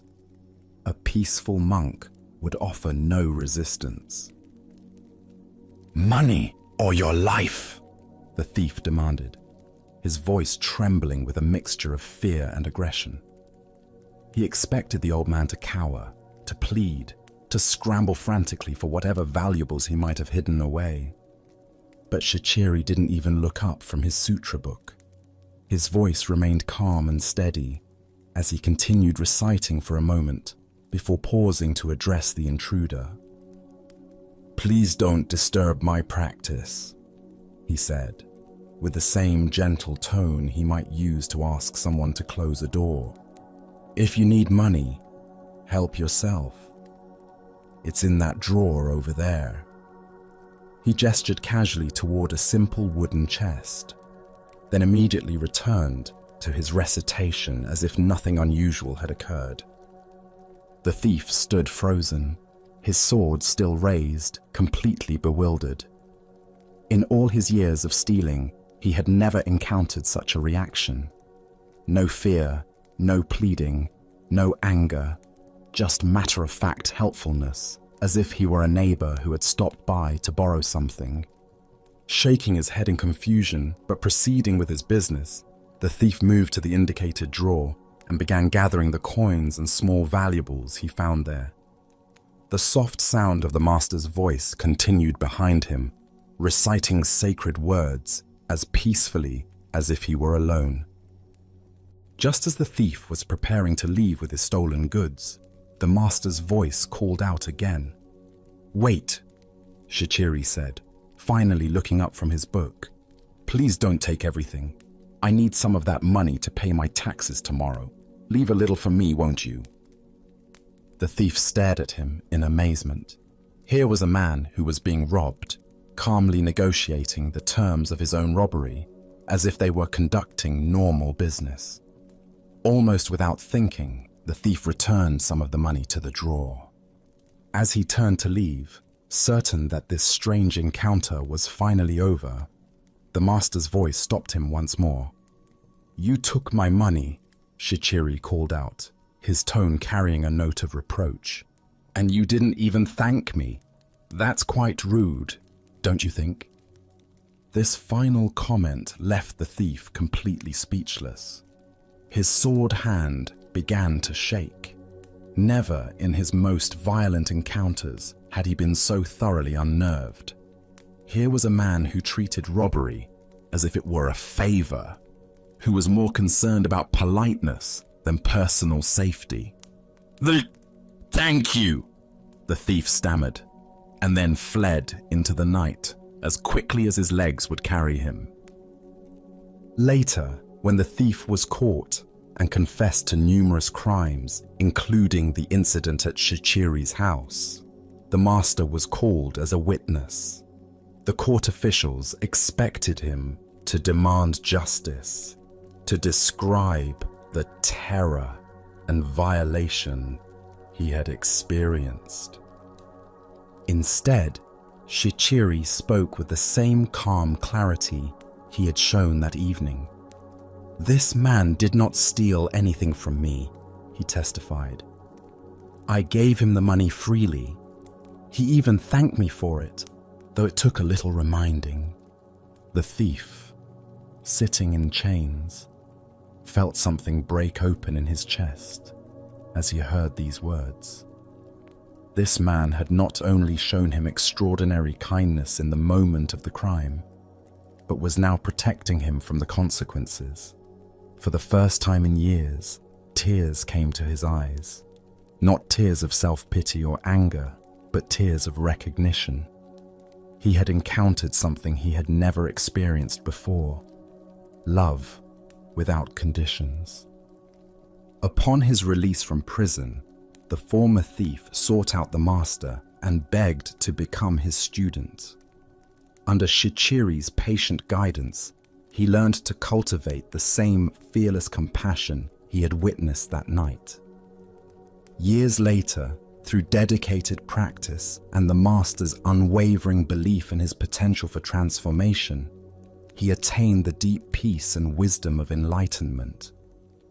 As the Buddha observed, hatred does not cease by hatred, but only by love. This is the eternal rule. What emerges from this story is the revolutionary power of meeting violence with absolute peace, responding to taking with giving, and answering fear with love. Why do we instinctively believe that force must be met with force, that aggression requires defensive reaction? Zen Buddhism reveals that this pattern, while natural, often perpetuates the very conflicts it seeks to resolve. When we respond to hostility with hostility, we simply escalate the cycle of suffering. But when we respond with genuine compassion, not passive submission, but active love, we create space for transformation that wouldn't otherwise exist. Look deeply at your own experience. When someone approaches you with anger, criticism, or demand, what is your automatic response? Most of us immediately mobilize our defenses, preparing to protect ourselves through counterattack or withdrawal. But notice what happens in your body and mind during these defensive reactions. Does the tension decrease or increase? Does the conflict resolve or intensify? Shichiri's response demonstrates what Zen calls skillful means, acting from wisdom rather than reflex. His fearlessness didn't come from being unaware of danger, but from understanding something profound about the nature of reality. He recognized that the thief's aggression arose from desperation and suffering, not from inherent evil. By refusing to see him as an enemy, Shichiri created the possibility for the thief to see himself differently. In Zen practice, we cultivate what might be called the courage of defenselessness. This doesn't mean being naive about genuine danger or allowing ourselves to be harmed unnecessarily. Rather, it means developing the confidence to respond to difficult situations from our highest wisdom rather than our most primitive instincts. The Buddha taught, in the end, just three things matter: how well we have lived, how well we have loved, how well we have learned to let go. Shichiri embodied all three in his encounter with the thief. He lived from complete presence, loved without conditions, and let go of any attachment to his possessions or even his personal safety. Consider the people in your life who challenge you, the difficult colleague, the critical family member, the aggressive driver in traffic? What would it mean to meet their energy with the same kind of fearless compassion Shichiri showed? Not by agreeing with them or submitting to their demands, but by refusing to match their level of reactivity, by staying connected to your own center of peace, regardless of their behavior. Tonight, as you encounter your own moments of tension or conflict, can you remember the master who treated a robber as an honored guest? Can you find the space between stimulus and response where choice lives, where you can decide to meet aggression with peace, taking with giving, fear with love? Buddha's wisdom reminds us, better than 1,000 hollow words is one word that brings peace. Sometimes the most powerful response to violence is simply to remain unshakable in our commitment to compassion, knowing that love has a transformative power that force can never match. Now, let us explore a Zen story about the ultimate nature of spiritual truth. This is the encounter between the emperor and the master. In ancient China, there ruled an emperor known throughout the land for his devotion to the Buddhist path. Unlike rulers who concerned themselves only with wealth and territory, this emperor had spent years studying sacred texts, supporting monasteries, and seeking the deepest truths of existence. His palace library contained thousands of scrolls, and he had invited many learned monks to share their wisdom. When word reached him of a great Zen master whose understanding transcended conventional knowledge, the emperor immediately sent an invitation. He longed to test his own understanding against this master's renowned wisdom. The day of the master's arrival, the palace buzzed with anticipation. The emperor had prepared elaborate questions that would demonstrate both his devotion and sophisticated grasp of Buddhist doctrine. Surely such preparation would impress even the most accomplished teacher. When the master entered the throne room, he appeared utterly ordinary. His robes were simple and travel-worn, his bearing humble, yet alert. The emperor, seated on his golden throne beneath paintings of Buddhist saints, felt both excited and nervous. "Venerable master," the emperor began, his voice echoing through the vast hall decorated with precious statues and sacred symbols. "I have studied the Buddhist teachings for many years. I have built temples, supported monks, and devoted my life to understanding the sacred path. Now I ask you, what is the highest truth of the holy Buddhist doctrine?" The emperor leaned forward expectantly, anticipating a profound discourse that would confirm his years of study. Perhaps the master would elaborate on the Four Noble Truths or reveal some secret teaching passed down through generations. Instead, the master looked directly into the emperor's eyes with a gaze that seemed to see through all pretense. His response came quietly. Vast emptiness, and not a trace of holiness. Silence filled the throne room. The emperor blinked, certain he had misheard. Where was the elaborate explanation of Buddhist cosmology? Where were the references to sacred texts and divine principles? "If there is no holiness," the emperor asked, his voice betraying confusion and dismay, "then who or what are you? If there is no sacred truth to attain, what makes you a master?" The emperor's questions carried the weight of years spent accumulating spiritual knowledge and religious merit. He had built his identity around being a devout Buddhist ruler, and this master's words seemed to dissolve the foundation of that carefully constructed self-image. The master's response came with the same quiet directness. "I do not know." With these three simple words, the master had stripped away every concept, every identity, every claim to understanding that the emperor had accumulated. The master departed as simply as he had arrived, leaving the emperor in contemplative silence. As the Buddha observed, those who think they know, don't know. Those who know they don't know, know. This paradoxical teaching points to the heart of Zen understanding. True wisdom begins not with accumulating knowledge, but with recognizing the limitations of conceptual thinking itself. The deeper teaching here shows us that spiritual seeking often becomes another form of grasping. We collect teachings and insights like precious jewels, believing enlightenment lies in acquiring enough sacred knowledge. But ultimate truth cannot be possessed or described in conventional terms. The Master's declaration of vast emptiness points to shunyata, often translated as emptiness. This doesn't mean nothing exists, but that nothing exists in the solid, independent way our thoughts assume. Every phenomenon arises interdependently without fixed essence. This emptiness is not a concept to understand, but a reality to embody.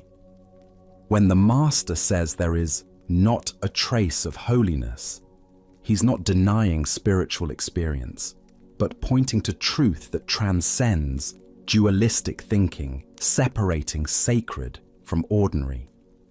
The very search for holiness implies our present experience lacks something essential when completeness is already here. Consider how this teaching might illuminate your spiritual journey. Have you noticed how the mind tries to turn insights into possessions? We have powerful experiences and want to understand, categorize, and repeat them. Yet each time we grasp, we move away from the simple presence that made them possible. The emperor represents the sincere seeker who has confused spiritual materialism with genuine awakening. His years of study weren't meaningless, but they had become obstacles to direct recognition of what was always present. The Master's "I do not know" represents the wisdom of don't know mind. This is not ignorance, but open unknowing that remains receptive to what is actually happening rather than filtering through preconceptions. From this mind, appropriate action arises without conceptual interference. In our culture that prizes knowledge, admitting "I don't know" feels like failure. But in Zen understanding, this acknowledgement becomes a doorway to fresh perception. The expert mind sees what it expects. The beginner's mind sees what is actually there. Tonight, as you rest in this moment's presence, what would it be like to temporarily set aside everything you think you know about spirituality? Can you taste the freedom in not knowing, the spaciousness that opens when we stop trying to fill emptiness with concepts? As the Buddha taught, in the sky, there is no distinction of east and west. People create distinctions out of their own minds and then believe them to be true. The vast emptiness the Master pointed to is infinitely spacious, containing all possibilities while being limited by none. In recognizing this emptiness as our true nature, we discover the most ordinary miracle. This moment, exactly as it is, lacking nothing. Our next story reveals the difference between technical mastery and true mastery of oneself. This is the lesson of the archer and the bridge. A young man had devoted years to perfecting his skill with the bow and arrow. Day after day, he practiced in all weather conditions, his dedication absolute, his focus unwavering. His technique became flawless, his aim so precise that he rarely missed his target, even at great distances. Word of his remarkable ability spread throughout the region, and he began winning archery contests one after another, each victory feeding his growing pride and confidence. Flush with success, and perhaps a bit intoxicated by his own reputation, the young archer decided to seek out the ultimate challenge. He had heard whispered stories of an old Zen master who lived high in the mountains, a man renowned not only for his spiritual wisdom, but also for his legendary skill with the bow. I will challenge this old master, the young man thought, and when I defeat him, everyone will know that I am the greatest archer in all the land. He found the master's simple dwelling and issued his challenge with the confidence of youth. "Old man," he said, perhaps more boldly than was respectful, "I have heard of your reputation with the bow. I challenge you to demonstrate whether your skill can match mine." The master, ancient eyes twinkling with quiet amusement, simply nodded his acceptance. The young archer immediately set up his demonstration. He selected a target at a considerable distance, drew his bow with practiced precision, and let loose his arrow. It flew straight and true, striking the exact center of the bullseye with a satisfying thud. Without pausing, he notched a second arrow, drew, aimed, and fired again. This arrow split the first arrow down its center, a feat of such technical brilliance that few archers in the world could have accomplished it. The young man turned to the master with obvious satisfaction, his chest puffed with pride. "There," he said, gesturing toward his perfect demonstration. "Let's see if you can match that display of skill." The old master looked at the target, then at the young man, and smiled gently. But instead of drawing his own bow, he simply motioned for the archer to follow him. "Come," he said quietly, "let us find a more suitable place for this demonstration." Curious about what the old man had in mind, and confident that no location could diminish his superior abilities, the young archer followed the master up a winding mountain path.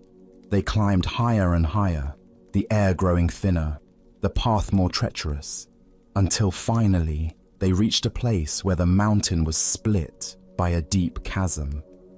Spanning this terrifying gap was a single fallen log, weathered and narrow, that served as a bridge between the two sides. Far below, so far that the bottom disappeared into shadow, the chasm yawned like a hungry mouth. The slightest misstep would mean certain death. Without a word, the old master calmly stepped out onto this precarious bridge. His movements were unhurried, graceful, completely at ease despite the mortal danger. When he reached the center of the log, where it sagged slightly and swayed with his weight, he paused and turned to face a distant tree on the far side of the chasm. Drawing his bow with the same casual precision he might use in his own garden, the master took aim and released his arrow. It flew across the void and struck the distant tree with a clean, direct hit.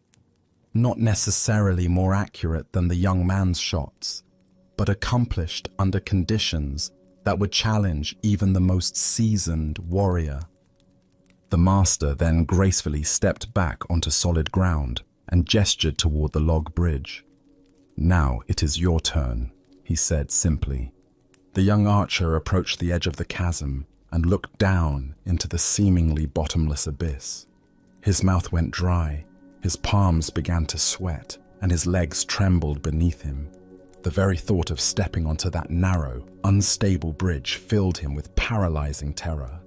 The technical skill that had made him so confident suddenly seemed irrelevant in the face of this primal fear. He tried to force himself forward, but his body refused to obey. His hands shook so violently that he couldn't even grip his bow properly, much less aim with any precision. The steady breathing and focused concentration that had served him so well in controlled conditions completely abandoned him.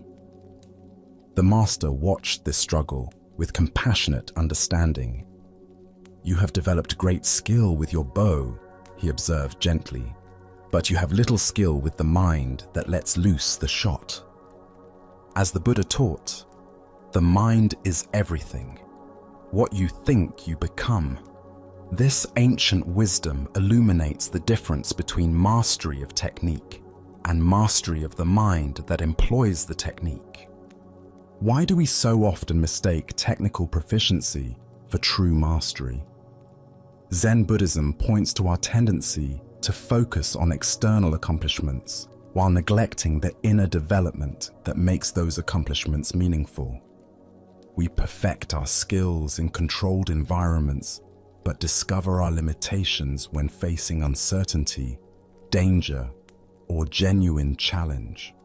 The young archer had indeed achieved remarkable technical skill, but only under ideal conditions. When his environment changed, when fear entered the equation, when the stakes became real, when his sense of safety was threatened, his carefully cultivated abilities disappeared entirely. His mastery was revealed to be shallow, dependent on external circumstances rather than inner stability. Consider your own areas of expertise. How does your competence hold up under pressure? When faced with genuine stakes, unfamiliar circumstances, or emotional challenges, do your skills remain intact, or do they crumble like the young archer's confidence on the bridge? In Zen practice, we cultivate what might be called unshakable presence, the ability to remain centered and effective regardless of external conditions. This doesn't mean eliminating fear or challenge, but developing the inner stability that allows us to function skillfully even when afraid, uncertain, or under pressure. The master's demonstration wasn't about showing superior archery skills. It was about revealing the profound difference between skill that depends on perfect conditions and skill that emerges from inner mastery. His arrow didn't need to be more accurate than the young man's. It simply needed to be released from a place of genuine equanimity.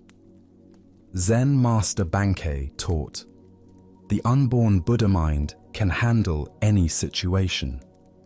This points to a quality of awareness that remains constant, whether we're shooting at safe targets or standing on precipices. It's the difference between confidence that comes from controlling our environment and confidence that comes from trusting our ability to respond wisely to whatever arises. The Buddha said, "Better than 1,000 hollow words is one word that brings peace." One arrow shot from genuine presence and inner stability has more value than 1,000 arrows shot from ego and carefully controlled conditions.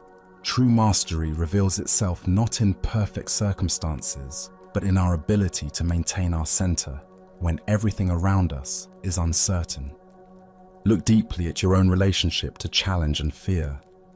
Where in your life do you perform well in safe, controlled environments but struggle when stakes are raised or conditions become unpredictable?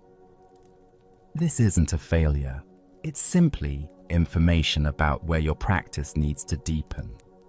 Tonight, as you consider the various skills and competencies you've developed, can you distinguish between those that depend on perfect conditions and those that remain stable under pressure?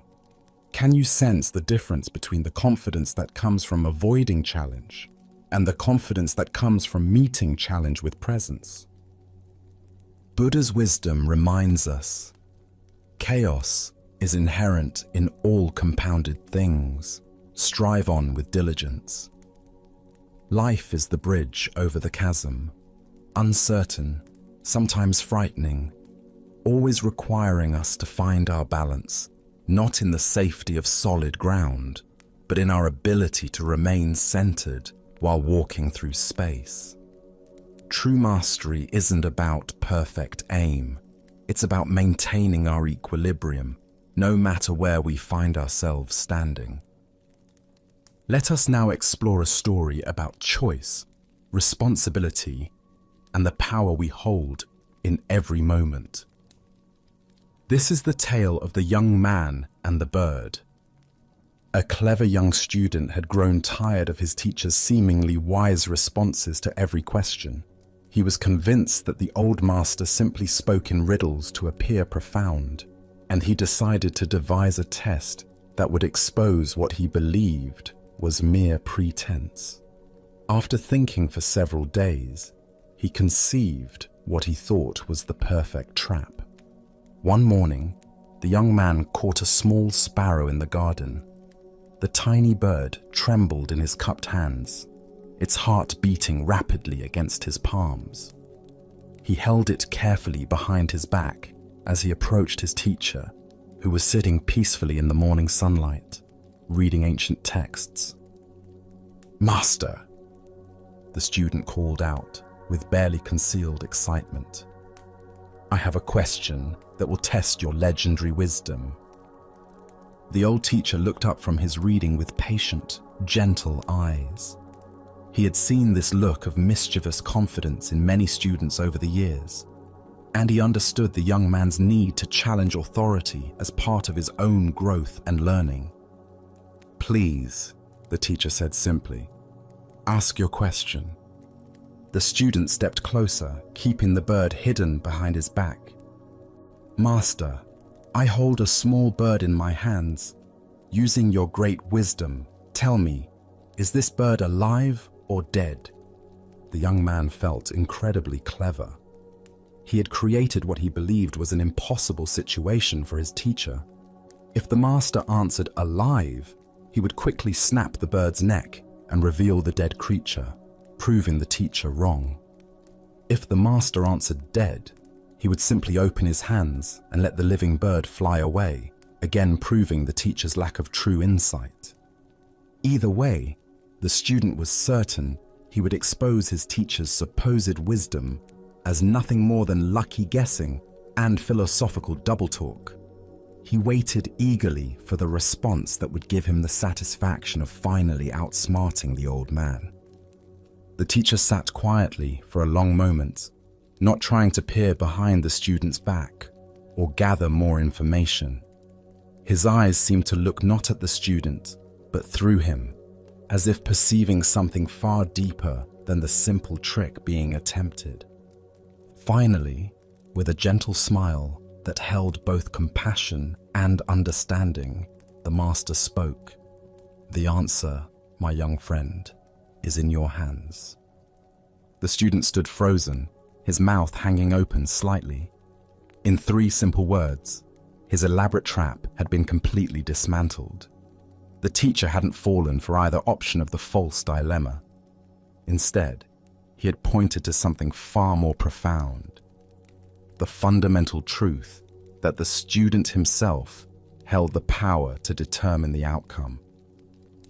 The young man looked down at his hands, still cupped behind his back, feeling the tiny bird's rapid heartbeat against his palms. He realized with startling clarity that the master was right. The bird's fate had never depended on the teacher's answer or supposed wisdom. It had always been entirely in the student's control. More than that, he began to understand that this was true about far more than just this moment. The power to choose life or death, creation or destruction, compassion or cruelty, all of it was always in his hands, in every situation, every day. Slowly, the young man brought his hands forward and opened them. The small bird sat still for just a moment, as if gathering itself, then spread its wings and flew into the blue sky, disappearing among the trees. Buddha's wisdom teaches us, we are what we think. All that we are arises with our thoughts. With our thoughts, we make the world. This ancient wisdom illuminates the profound responsibility that comes with conscious choice and the recognition that we are always the architects of our own experience. Why do we so often look outside ourselves for answers that can only be found within?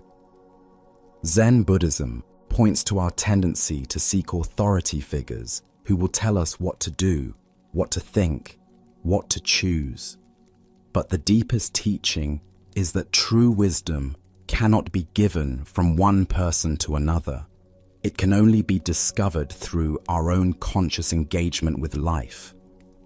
The student's question seemed to be about the teacher's insight, but it was actually about his own power. He was so focused on proving the master wrong that he almost missed the profound truth being offered, that every moment presents us with choices that shape not only our immediate circumstances, but our character and destiny. Consider your own daily decisions, both large and small. How often do you wait for someone else to tell you what the right choice is? How frequently do you seek permission, approval, or guidance for decisions that ultimately rest entirely in your own hands?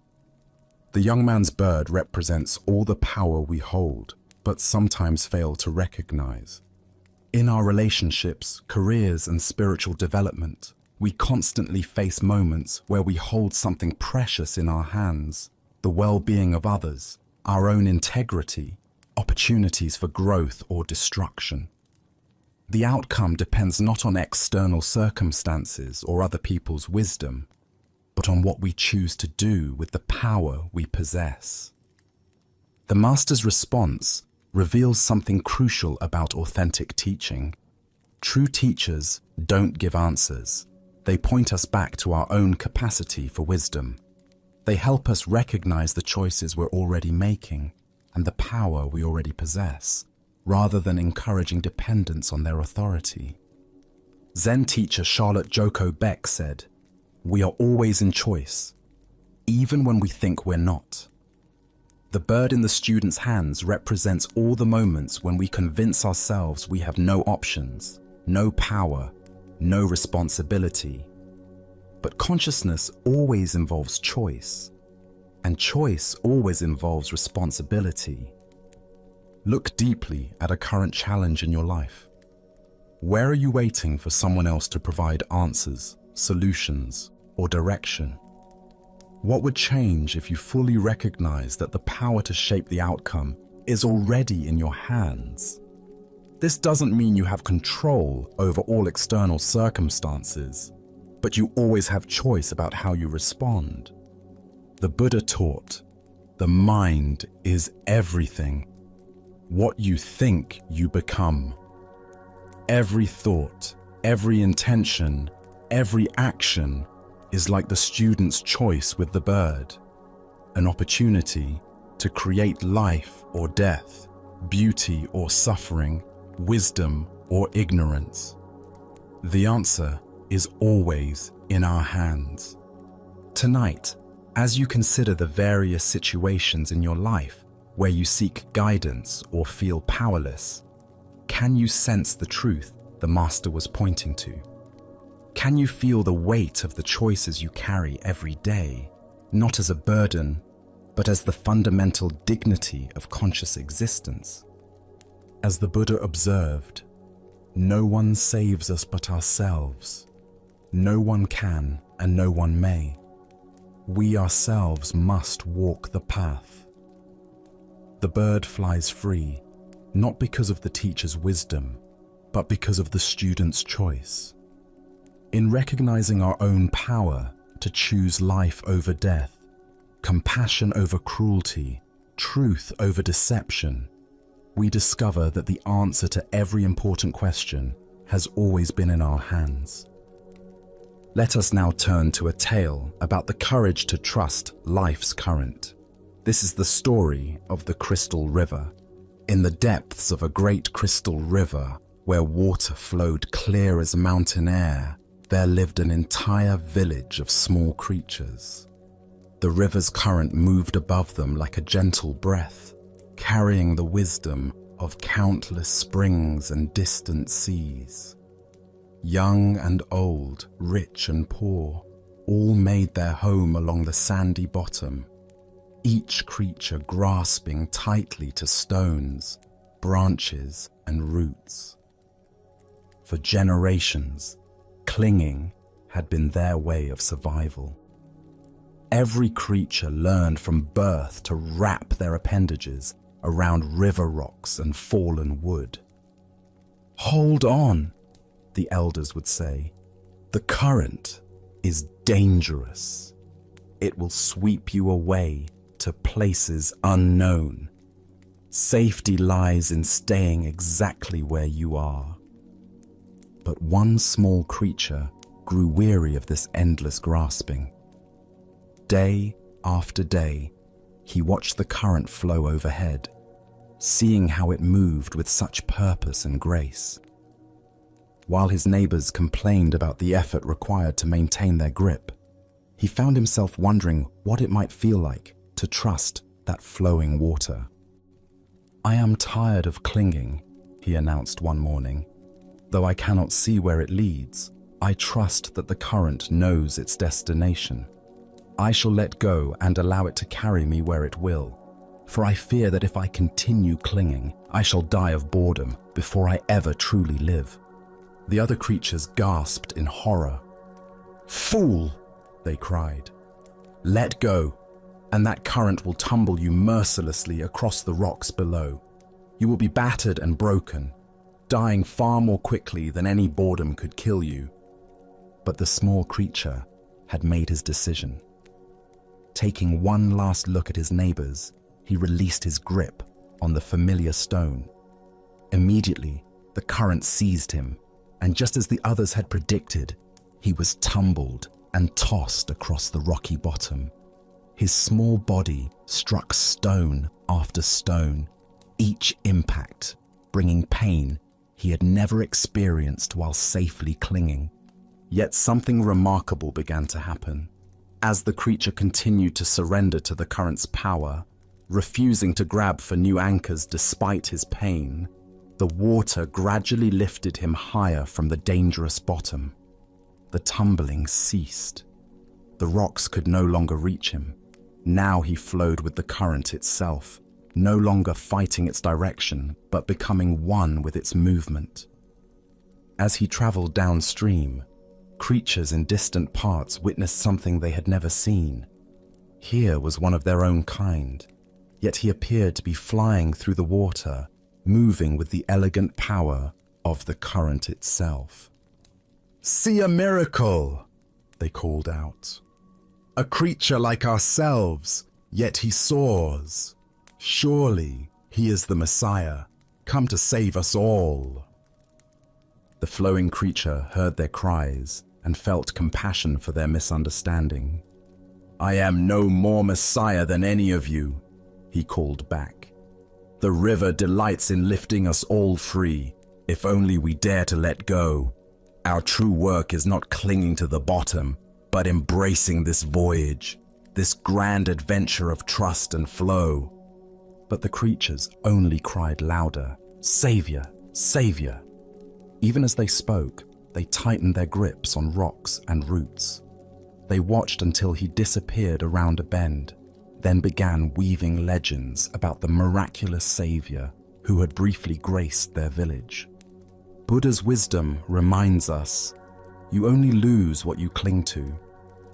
This ancient teaching illuminates the profound paradox at the heart of human experience. We spend our lives grasping for security and control, believing that our safety depends on holding tight to familiar circumstances. Yet in this very grasping, we create the suffering we seek to avoid. Why do we cling so desperately when the current offers to carry us toward unknown adventures? Zen Buddhism reveals that from early childhood, we learn the known is safe and the unknown dangerous. This conditioning becomes a spiritual obstacle when it prevents growth beyond familiar limitations. We also suffer from the illusion of control, believing that by grasping circumstances, relationships, and identities, we can stop the natural flow of change. This creates enormous tension because it puts us in opposition to reality itself. Life is constant movement, and when we resist this truth, we exhaust ourselves fighting currents far more powerful than our individual will. Consider the areas of your life where you find yourself clinging. Perhaps it's a relationship that has outgrown its original form, a career that no longer brings joy, or an image of yourself that now constrains your growth. The current of change will flow whether we resist it or not. Our choice is whether to exhaust ourselves in futile opposition or discover the grace available in conscious surrender. The Buddha said, "Nothing is permanent except change." Water doesn't fight the mountainside. It finds the natural pathway down. When we learn to move with life's current rather than against it, we discover effortless effectiveness that rigid resistance can never achieve. Tonight, as you rest in this moment's stillness, what might you be ready to release? Perhaps it's a worry about tomorrow's challenges, a resentment from yesterday's disappointments, or a way of defining yourself that has grown too small. Can you feel into the current of this moment's aliveness and trust its direction? As the Buddha taught, let go of what has passed. Let go of what may come. Let go of what is happening now. Relax, right now, and rest. In this trust, we discover that the current we feared would destroy us is actually the very force that can carry us home to our true nature. As we continue our journey through the wisdom of Zen Buddhism, let us explore a story about the paradox of absolute truth. This is the lesson of the hermit and the contradictory teaching. A renowned Zen master had gained a reputation throughout the region for his profound insights and transformative teachings.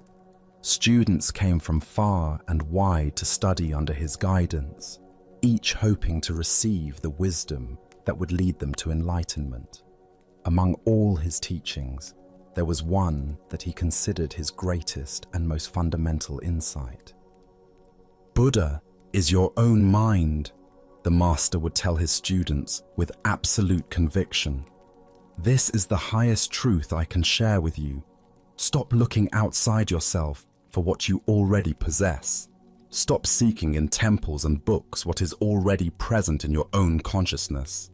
Buddha is your own mind. Realize this, and you will be free. One young monk was so deeply moved by this teaching that it seemed to illuminate everything he had been searching for. The idea that enlightenment wasn't something to be acquired from external sources, but was actually the very nature of his own mind, struck him as the most profound truth he had ever encountered.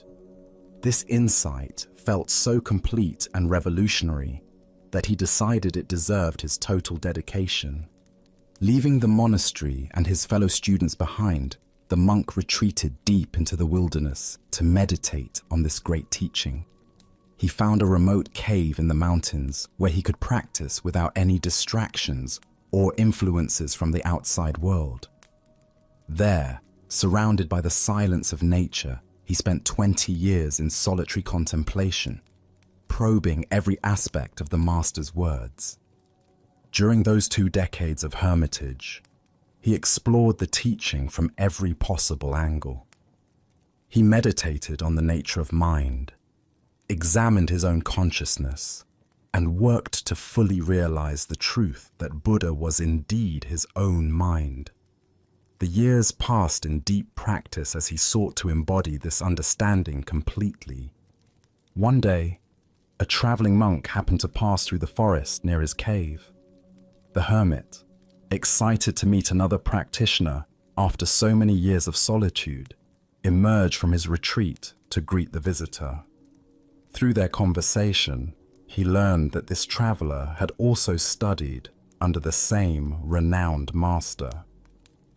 "How wonderful to meet a fellow student," the hermit exclaimed. "Please, tell me what you know of our master's greatest teaching. I have spent 20 years contemplating his profound insight that Buddha is your own mind." The traveling monk's eyes lit up with recognition, but his response was entirely unexpected. "Ah, yes, the master has indeed been very clear about this subject," he said enthusiastically. "His greatest teaching, the one he emphasizes above all others, is this: Buddha is not your own mind. The hermit stood speechless, feeling as though the ground had shifted beneath his feet. After 20 years of dedicated practice based on what he believed was the master's highest teaching, he was now hearing the exact opposite presented with equal conviction by another student of the same teacher. As the Buddha taught, the finger pointing at the moon is not the moon. Here we discover that even the most profound teachings are simply tools for awakening, not ultimate truths to be grasped and defended. Why do we cling so tightly to particular formulations of truth when reality itself transcends all concepts? Zen Buddhism reveals that our attachment to specific teachings, no matter how profound, can become obstacles to the very understanding those teachings were meant to inspire. The hermit's confusion points to a fundamental aspect of Zen instruction. Masters often use contradictory teachings to prevent students from turning insights into rigid beliefs. The purpose isn't to provide a final answer, but to exhaust the mind's tendency to grasp and conceptualize, creating space for direct realization beyond all words and ideas. Both teachings, Buddha is your mind and Buddha is not your mind, serve important functions depending on the student's needs and understanding. For someone lost in external seeking, Buddha is your mind redirects attention inward. For someone attached to the idea of possessing Buddha nature, Buddha is not your mind dissolves that subtle grasping. Consider your own relationship with spiritual or philosophical teachings. How often do you turn helpful pointers into absolute truths that must be defended against contradictory perspectives? The hermit's 20-year retreat, while dedicated and sincere, demonstrates how even correct understanding can become a form of limitation when held too rigidly. In Zen practice, we learn to hold all teachings lightly, like medicine that serves its purpose and then is no longer needed. The master's apparent contradiction wasn't inconsistency, but skillful means, using whatever approach would most effectively dissolve each student's particular form of confusion. Zen master Huangpo taught, "The foolish reject what they see, not what they think. The wise reject what they think, not what they see." The hermit had become so invested in thinking about the teaching that he may have lost touch with the direct experience it was meant to indicate. The Buddha said, "Do not believe in anything simply because you have heard it. Do not believe in traditions because they have been handed down. But after observation and analysis, when you find that anything agrees with reason and is conducive to the good and benefit of one and all, then accept it and live up to it." This teaching applies even to the Buddha's own words and the most revered Zen teachings. Truth isn't found in the perfect formulation, but in the awakening that transcends all formulations. Look deeply at your own cherished beliefs and understandings. Where might you be holding on to insights so tightly that they've become barriers to deeper realization? What would it mean to receive all teachings as provisional tools rather than final truths? Tonight, as you consider the various teachings and philosophies that have shaped your understanding, can you remember the hermit's surprise at discovering contradiction where he expected confirmation?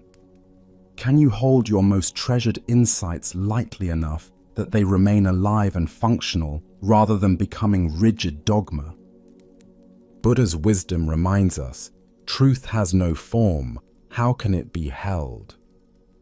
Whether Buddha is your mind or not your mind, whether teachings are correct or incorrect, the reality they point toward remains free of all concepts, available in this moment to anyone willing to look beyond the finger to see the moon itself. As we continue our journey through the wisdom of Zen Buddhism, let us turn to a story about how customs can outlive their purpose. This is the lesson of the monastery cat and the scholars who forgot. In a peaceful monastery nestled in the mountains, a community of monks dedicated themselves to regular meditation practice.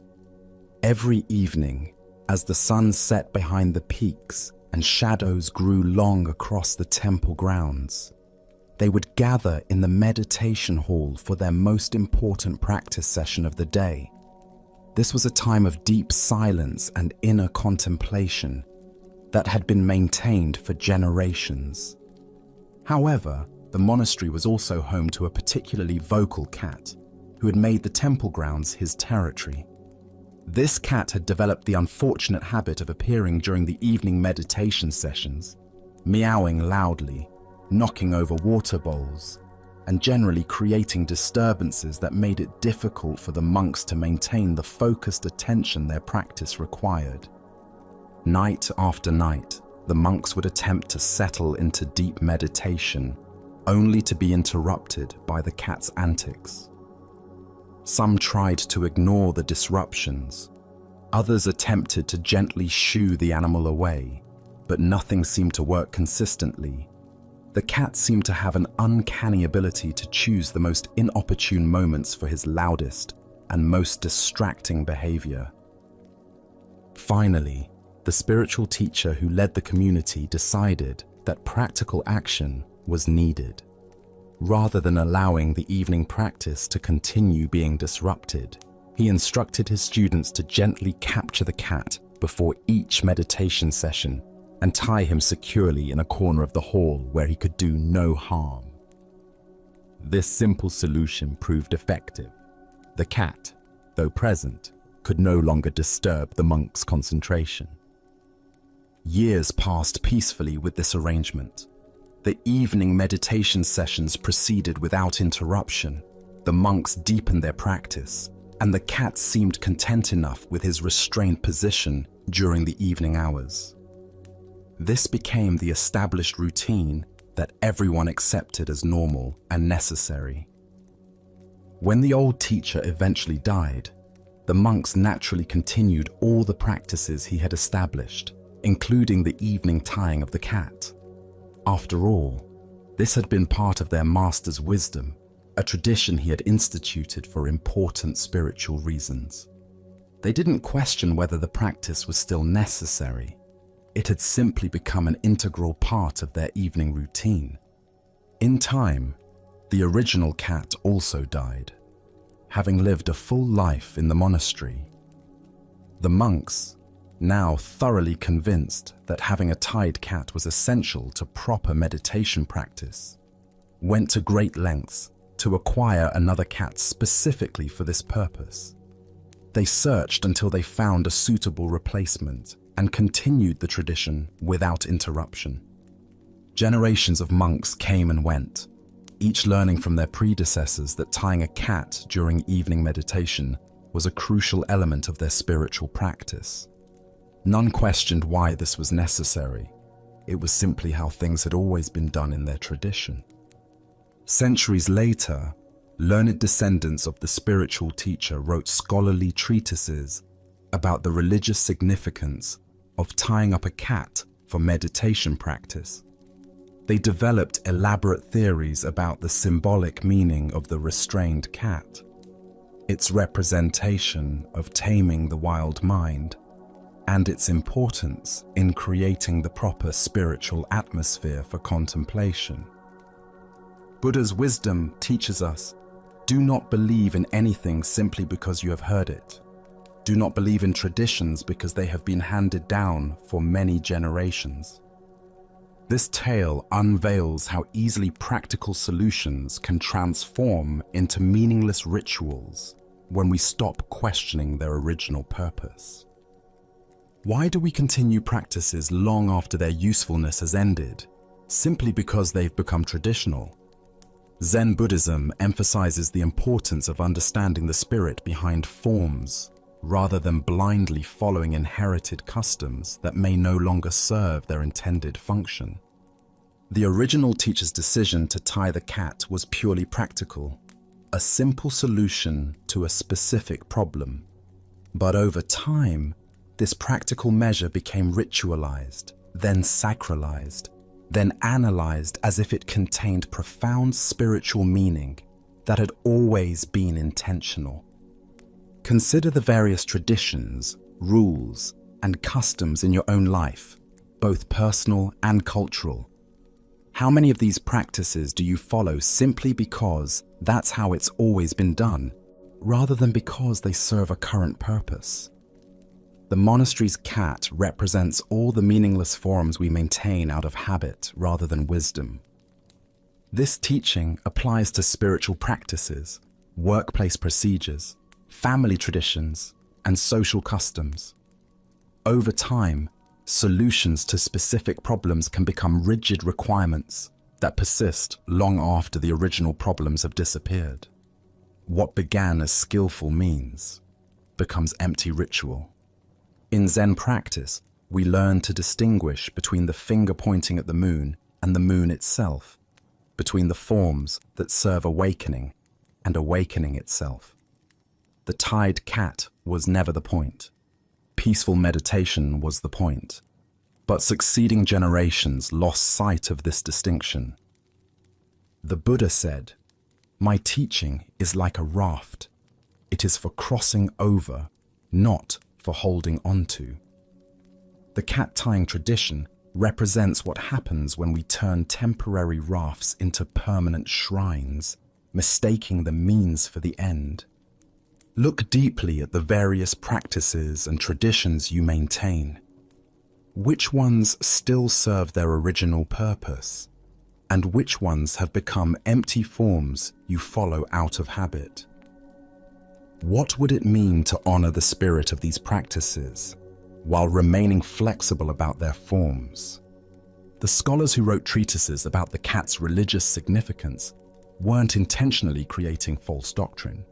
They genuinely believed they were preserving important wisdom. But their analysis was built on a foundation they didn't understand, leading to elaborate explanations of something that had never been intended as spiritual practice. Tonight, as you consider the various routines, traditions, and practices in your life, can you remember the original cat and the practical problem it solved? Can you distinguish between forms that still serve their purpose and those that have become meaningless repetition? As the Buddha observed, believe nothing merely because you have been told it. But after observation and analysis, when you find that anything agrees with reason and is conducive to the good and benefit of one and all, then accept it and live up to it. True spiritual maturity involves continuously examining our practices to ensure they serve their intended purpose, rather than simply preserving forms because they've become familiar. Let us continue with a story about the limits of understanding and the honesty of not knowing. This is the teaching of the Emperor and Master Gudo. The Emperor of Japan, a man accustomed to receiving definitive answers from his advisors and scholars, had arranged a private audience with Master Gudo, one of the most respected Zen teachers in the realm.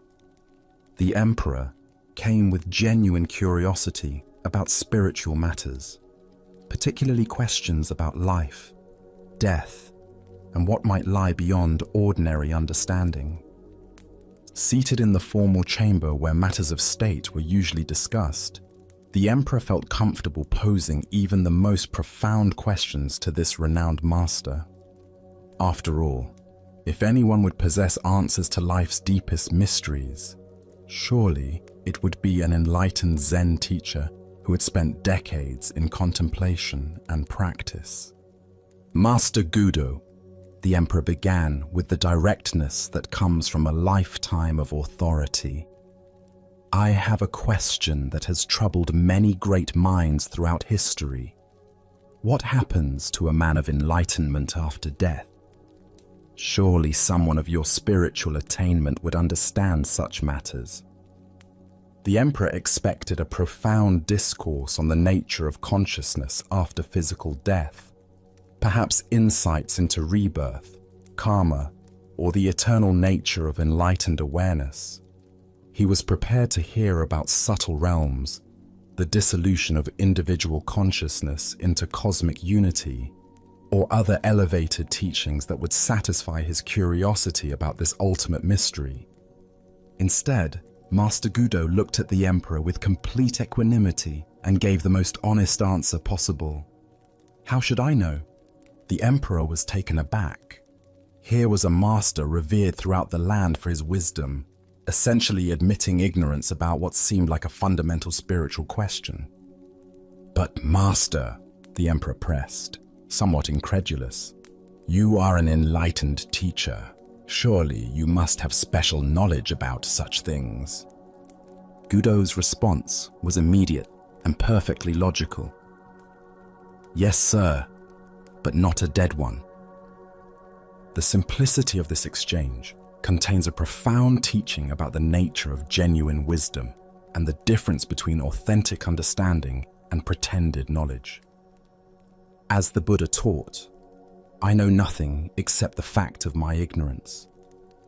This ancient wisdom illuminates the profound honesty that characterizes true spiritual maturity, the willingness to admit the limits of one's knowledge, rather than pretending to understand what cannot be known from one's current position. Why do we expect spiritual teachers to have answers to questions that can only be resolved through direct experience? Zen Buddhism emphasizes the importance of distinguishing between conceptual knowledge and lived understanding, between what we can theorize about and what we can actually know. Master Gudo's response wasn't a failure of wisdom, but a demonstration of it. He refused to engage in speculation about experiences he hadn't had, even when pressed by someone in a position of great authority. His honesty revealed more wisdom than any elaborate theory about post-death consciousness could have provided. Consider how often in daily life we pretend to know things we don't actually know. Whether it's offering confident opinions about complex social issues, giving definitive advice about other people's relationships, or claiming certainty about uncertain outcomes, we often feel pressured to appear knowledgeable rather than admitting the limits of our understanding. The emperor's assumption that enlightenment should include knowledge about death reflects a common misconception about spiritual development. We imagine that awakening provides a comprehensive database of cosmic information rather than a fundamental shift in how we relate to not knowing.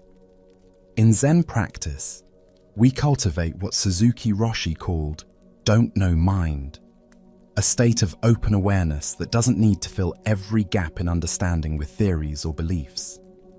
This isn't ignorance, but a wise recognition that direct experience is more valuable than second-hand information.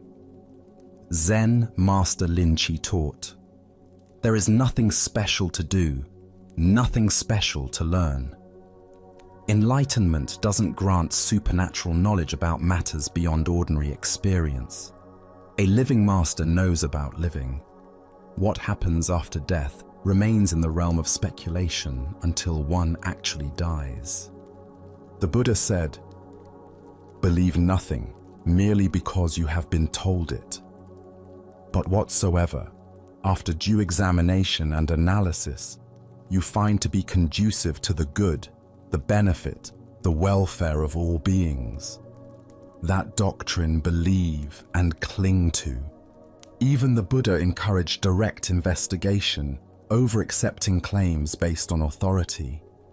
Gudo's teaching reveals the freedom that comes from releasing the need to have opinions about everything. How much mental energy do we waste constructing theories about things we cannot possibly know?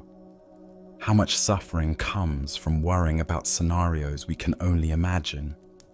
Look deeply at your own relationship with not knowing. Where do you pretend certainty to avoid the discomfort of uncertainty.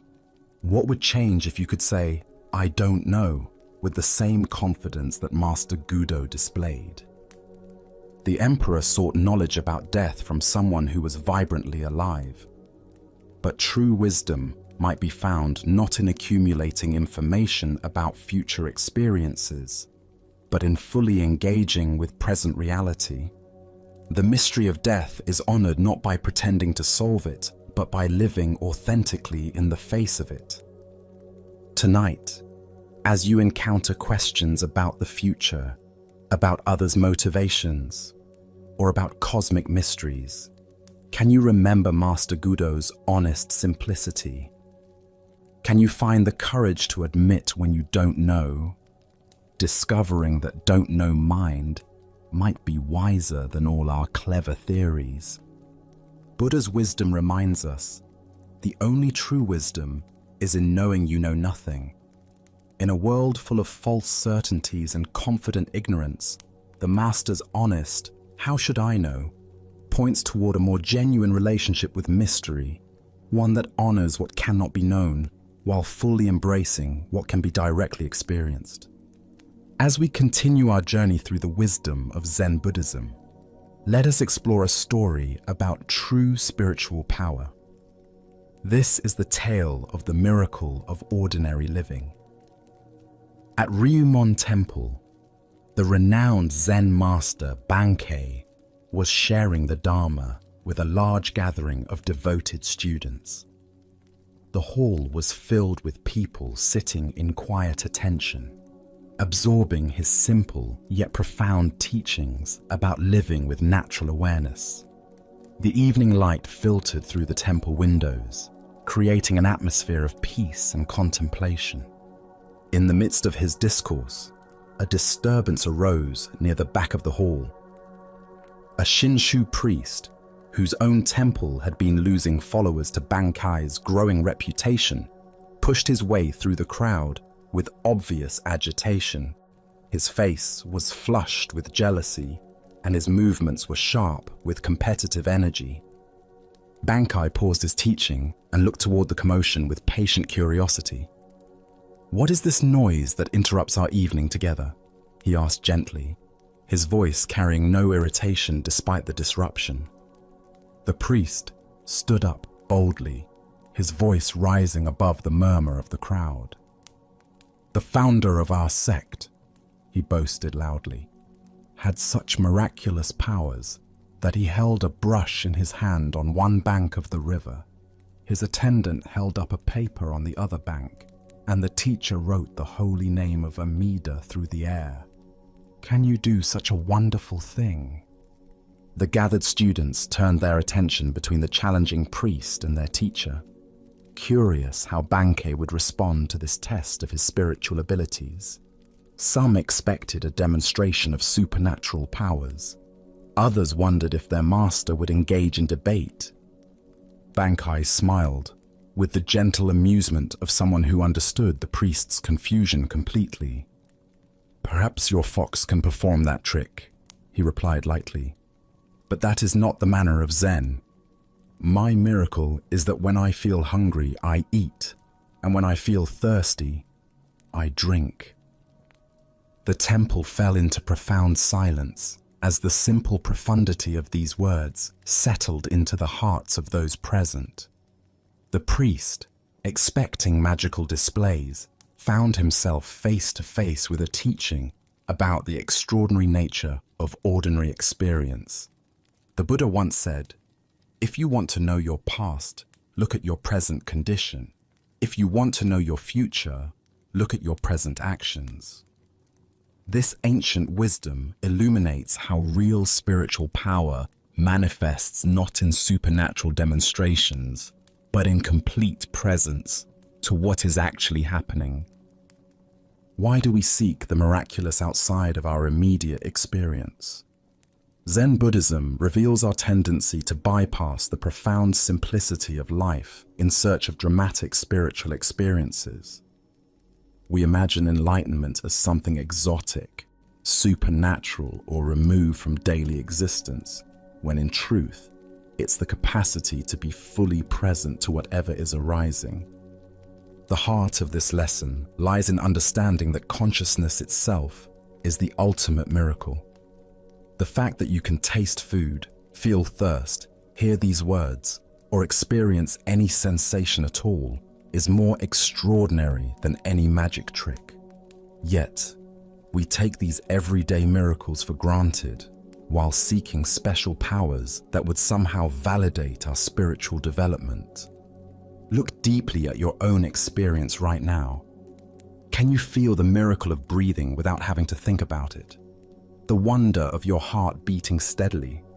The extraordinary fact that light enters your eyes and somehow becomes the vision of these words?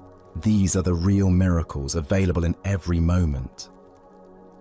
Zen teacher Suzuki Roshi taught, "Each of you is perfect the way you are, and you can use a little improvement." This paradox points to the Zen understanding that we don't need to become someone special to access spiritual truth. We need to fully inhabit who we already are. The Buddha taught, there are only two mistakes one can make along the road to truth: not going all the way and not starting.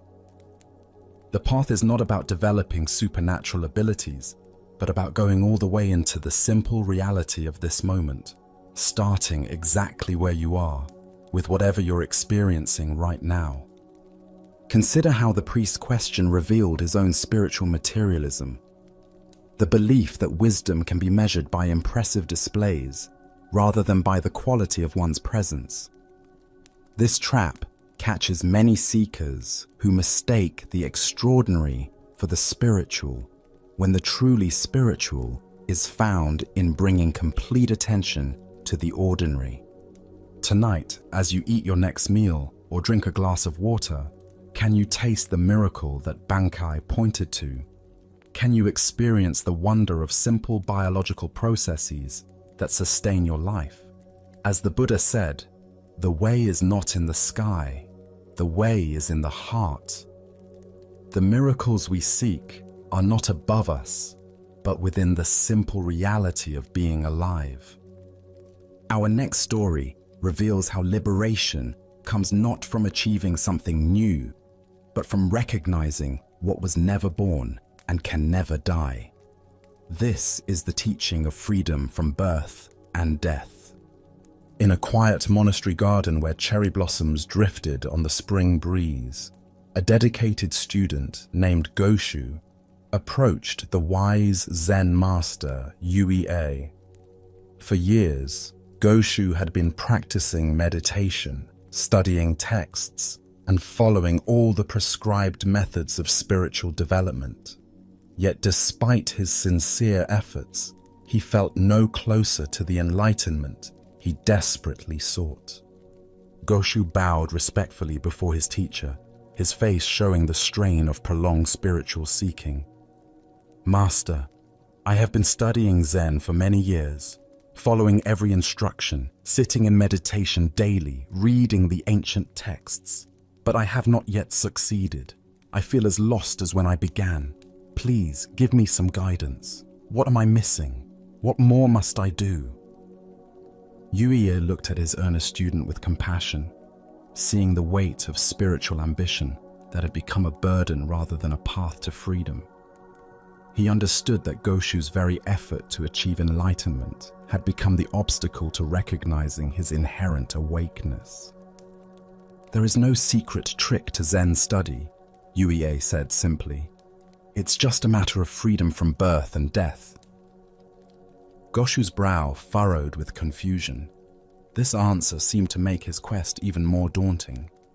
"Master, how does one pass through birth and death to freedom? That sounds like the most difficult task of all. If I cannot even quiet my mind for a few minutes, how can I transcend birth and death?" Yui's eyes brightened, and he raised his voice with sudden intensity. "Your every passing thought is birth and death." At these words, something shifted dramatically in Goshu's understanding. Like a veil suddenly lifted, he saw that what he had been seeking as some future attainment was actually the very nature of his present experience. The constant arising and passing away of thoughts, sensations, and emotions.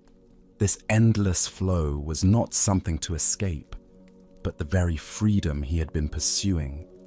Goshu went into ecstasy, feeling as if he had put down a heavy burden he didn't even realize he had been carrying. The relief was profound and immediate. All his years of struggling to become something special dissolved into the recognition that he had never been anything other than the aware space in which all experience appears and disappears. As the Buddha observed, form is emptiness, emptiness is form. What emerges from this story is the recognition that we suffer not because we lack something, but because we don't recognize the freedom that is our fundamental nature. Why do we carry the heavy burden of spiritual becoming? Zen Buddhism points to our identification with the content of consciousness rather than consciousness itself. We mistake ourselves for the stream of thoughts, emotions, and sensations, instead of recognizing ourselves as the aware space in which this stream flows. Every thought that arises is born. Every thought that fades away dies. Every emotion emerges from nowhere and dissolves back into nowhere. Every sensation appears and disappears. This constant birth and death happening in awareness is not a problem to solve, but the very movement of life itself. The deeper understanding here reveals that what we call birth and death are simply names we give to the natural flowing of experience. When we identify with the flow, we suffer the anxiety of constant change. When we recognize ourselves as the awareness in which the flow appears, we discover unshakable peace. Zen Master Huangpo taught, "Your everyday mind, that is the way." This points to the extraordinary fact that the enlightenment we seek is not hidden in special states, but in the ordinary awareness that knows every state. The same awareness that knows anxiety also knows peace. The same awareness that knows confusion also knows clarity. The Buddha said, "In the sky, there is no distinction of east and west. People create distinctions out of their own minds and then believe them to be true. Our spiritual seeking often creates the very problem it attempts to solve by imagining that some states of consciousness are spiritual while others are mundane. Consider how much energy you invest in trying to have better thoughts, more peaceful emotions, or more pleasant experiences.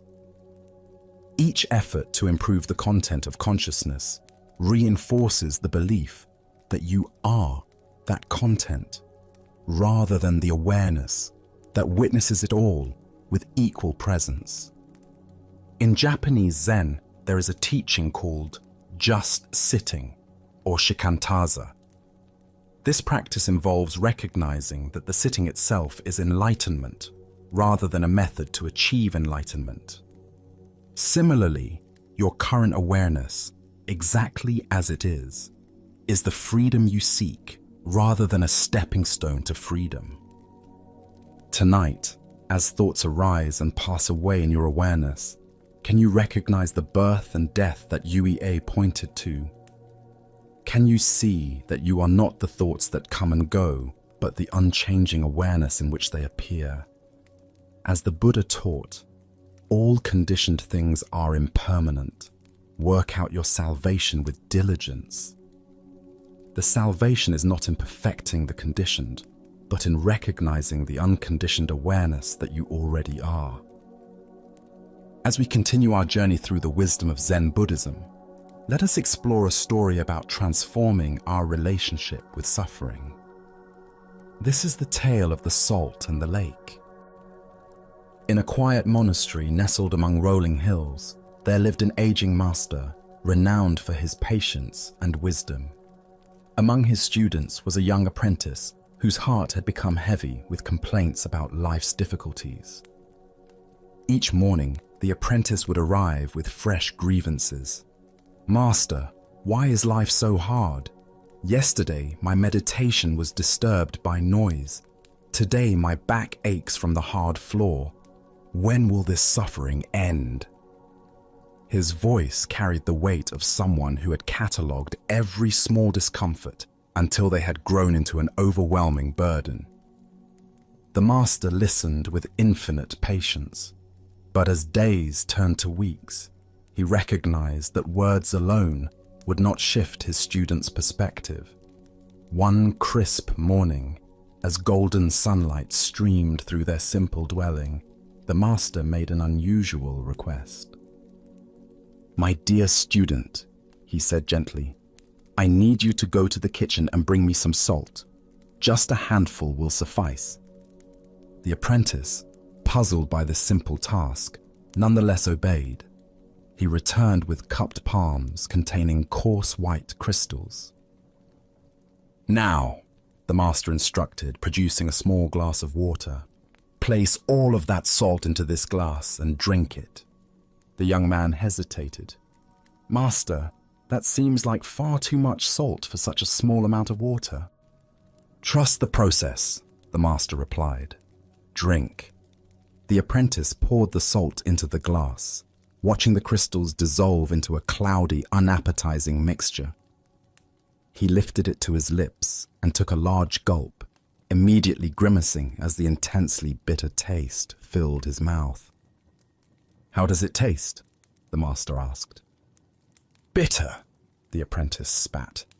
"Terribly, overwhelmingly bitter. I can barely stand it."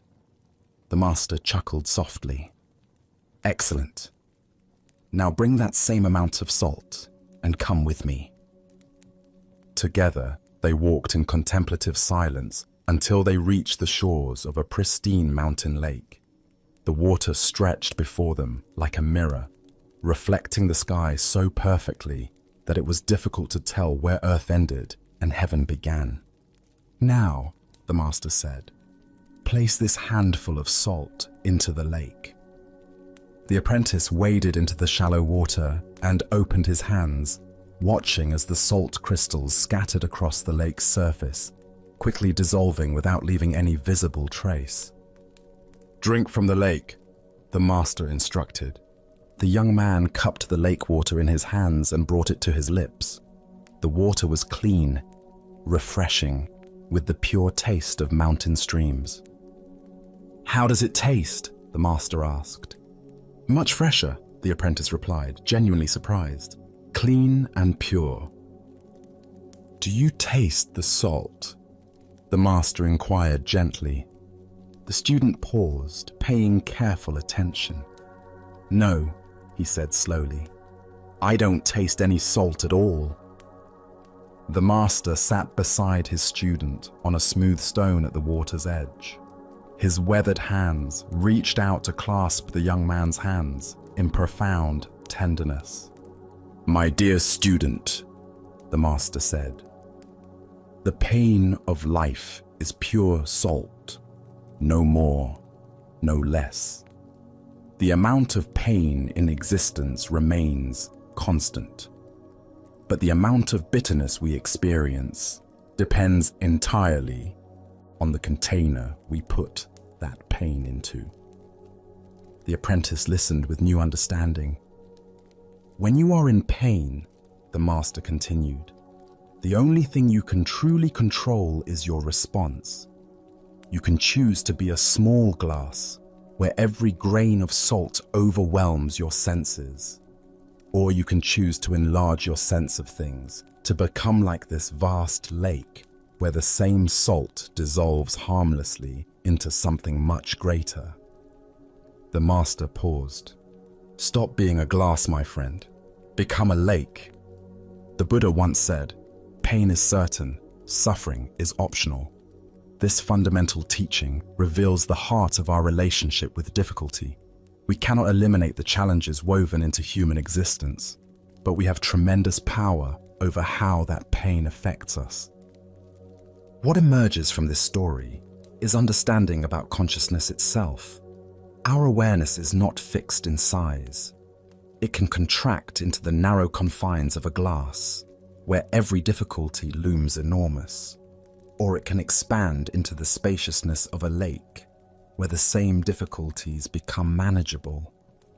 Why do we often choose to be the glass rather than the lake? First is our tendency toward pain myopia, becoming so focused on discomfort that it fills our entire awareness. Second is our habit of story proliferation, taking a single, painful event and creating elaborate narratives about how unfair life is. Third is the comparing mind, measuring our pain against an imaginary standard of how life should be. The lake perspective doesn't minimize genuine pain or suggest passivity. Rather, it offers a skillful way of relating to inevitable challenges that doesn't compound them with unnecessary suffering. From lake consciousness, we can respond to problems more creatively because we're not overwhelmed. Zen master Thich Nhat Hanh taught, "Thanks to impermanence, everything is possible." From the lake perspective, we remember that everything arises and passes away within the vast space of awareness. Today's crisis becomes tomorrow's memory. We become a lake through practices that naturally expand awareness. Meditation teaches us to rest in spacious presence. Gratitude helps us notice experiences beyond immediate difficulties. Service reminds us that our pain is part of shared human experience. Tonight, as you reflect on current challenges, can you sense the difference between experiencing them from glass consciousness versus lake consciousness? What would it feel like to allow your awareness to expand beyond the immediate intensity of difficulties to include the vast context of this moment? As the Buddha taught, if you want to know your mind, sit down and observe it. If your mind is clear, happiness will come. The clarity he speaks of is not the absence of salt, but the spaciousness to hold it skillfully. In becoming lakes rather than glasses, we discover that pain can become a gateway to deeper compassion and freedom. Tonight, as we complete our journey through these sacred stories, can you sense that the peace you've been seeking is not separate from this very moment of awareness?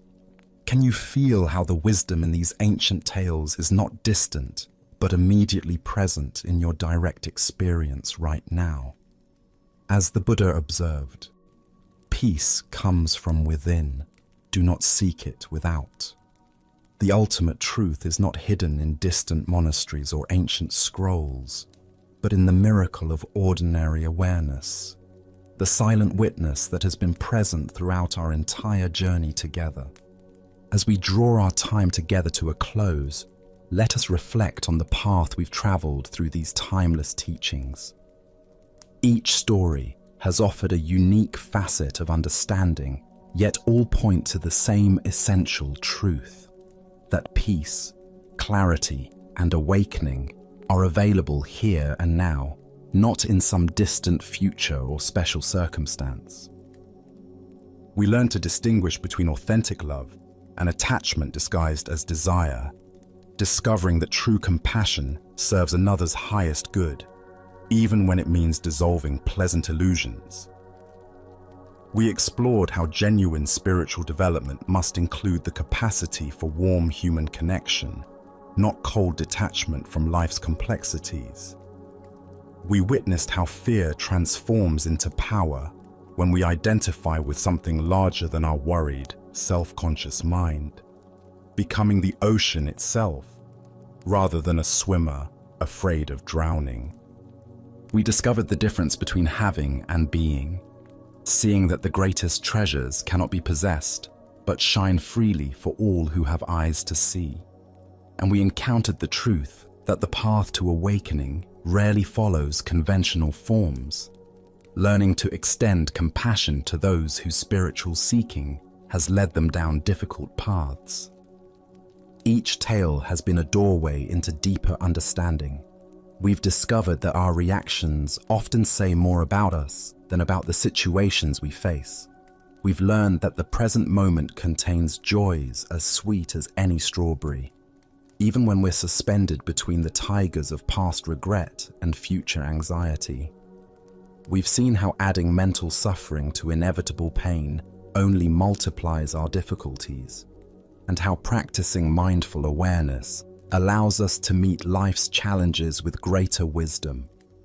The Buddha taught, 3 things cannot be long hidden: the sun, the moon, and the truth. As you continue on your own path of awakening, may the truths illuminated in these stories remain with you, not as concepts to remember, but as living invitations to experience life with greater presence, compassion, and wisdom. The cricket still sings in the temple, waiting for those with ears to hear. The moon still shines freely for all who would receive its light. The waves still roll with unstoppable power for those who would claim their natural strength. These teachings are not relics of the past, but eternal principles that speak to the deepest longings of the human heart.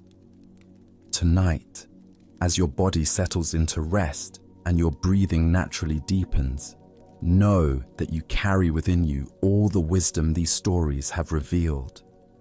The peace you've touched through these tales is your own true nature, always available, never absent, patiently waiting for your recognition.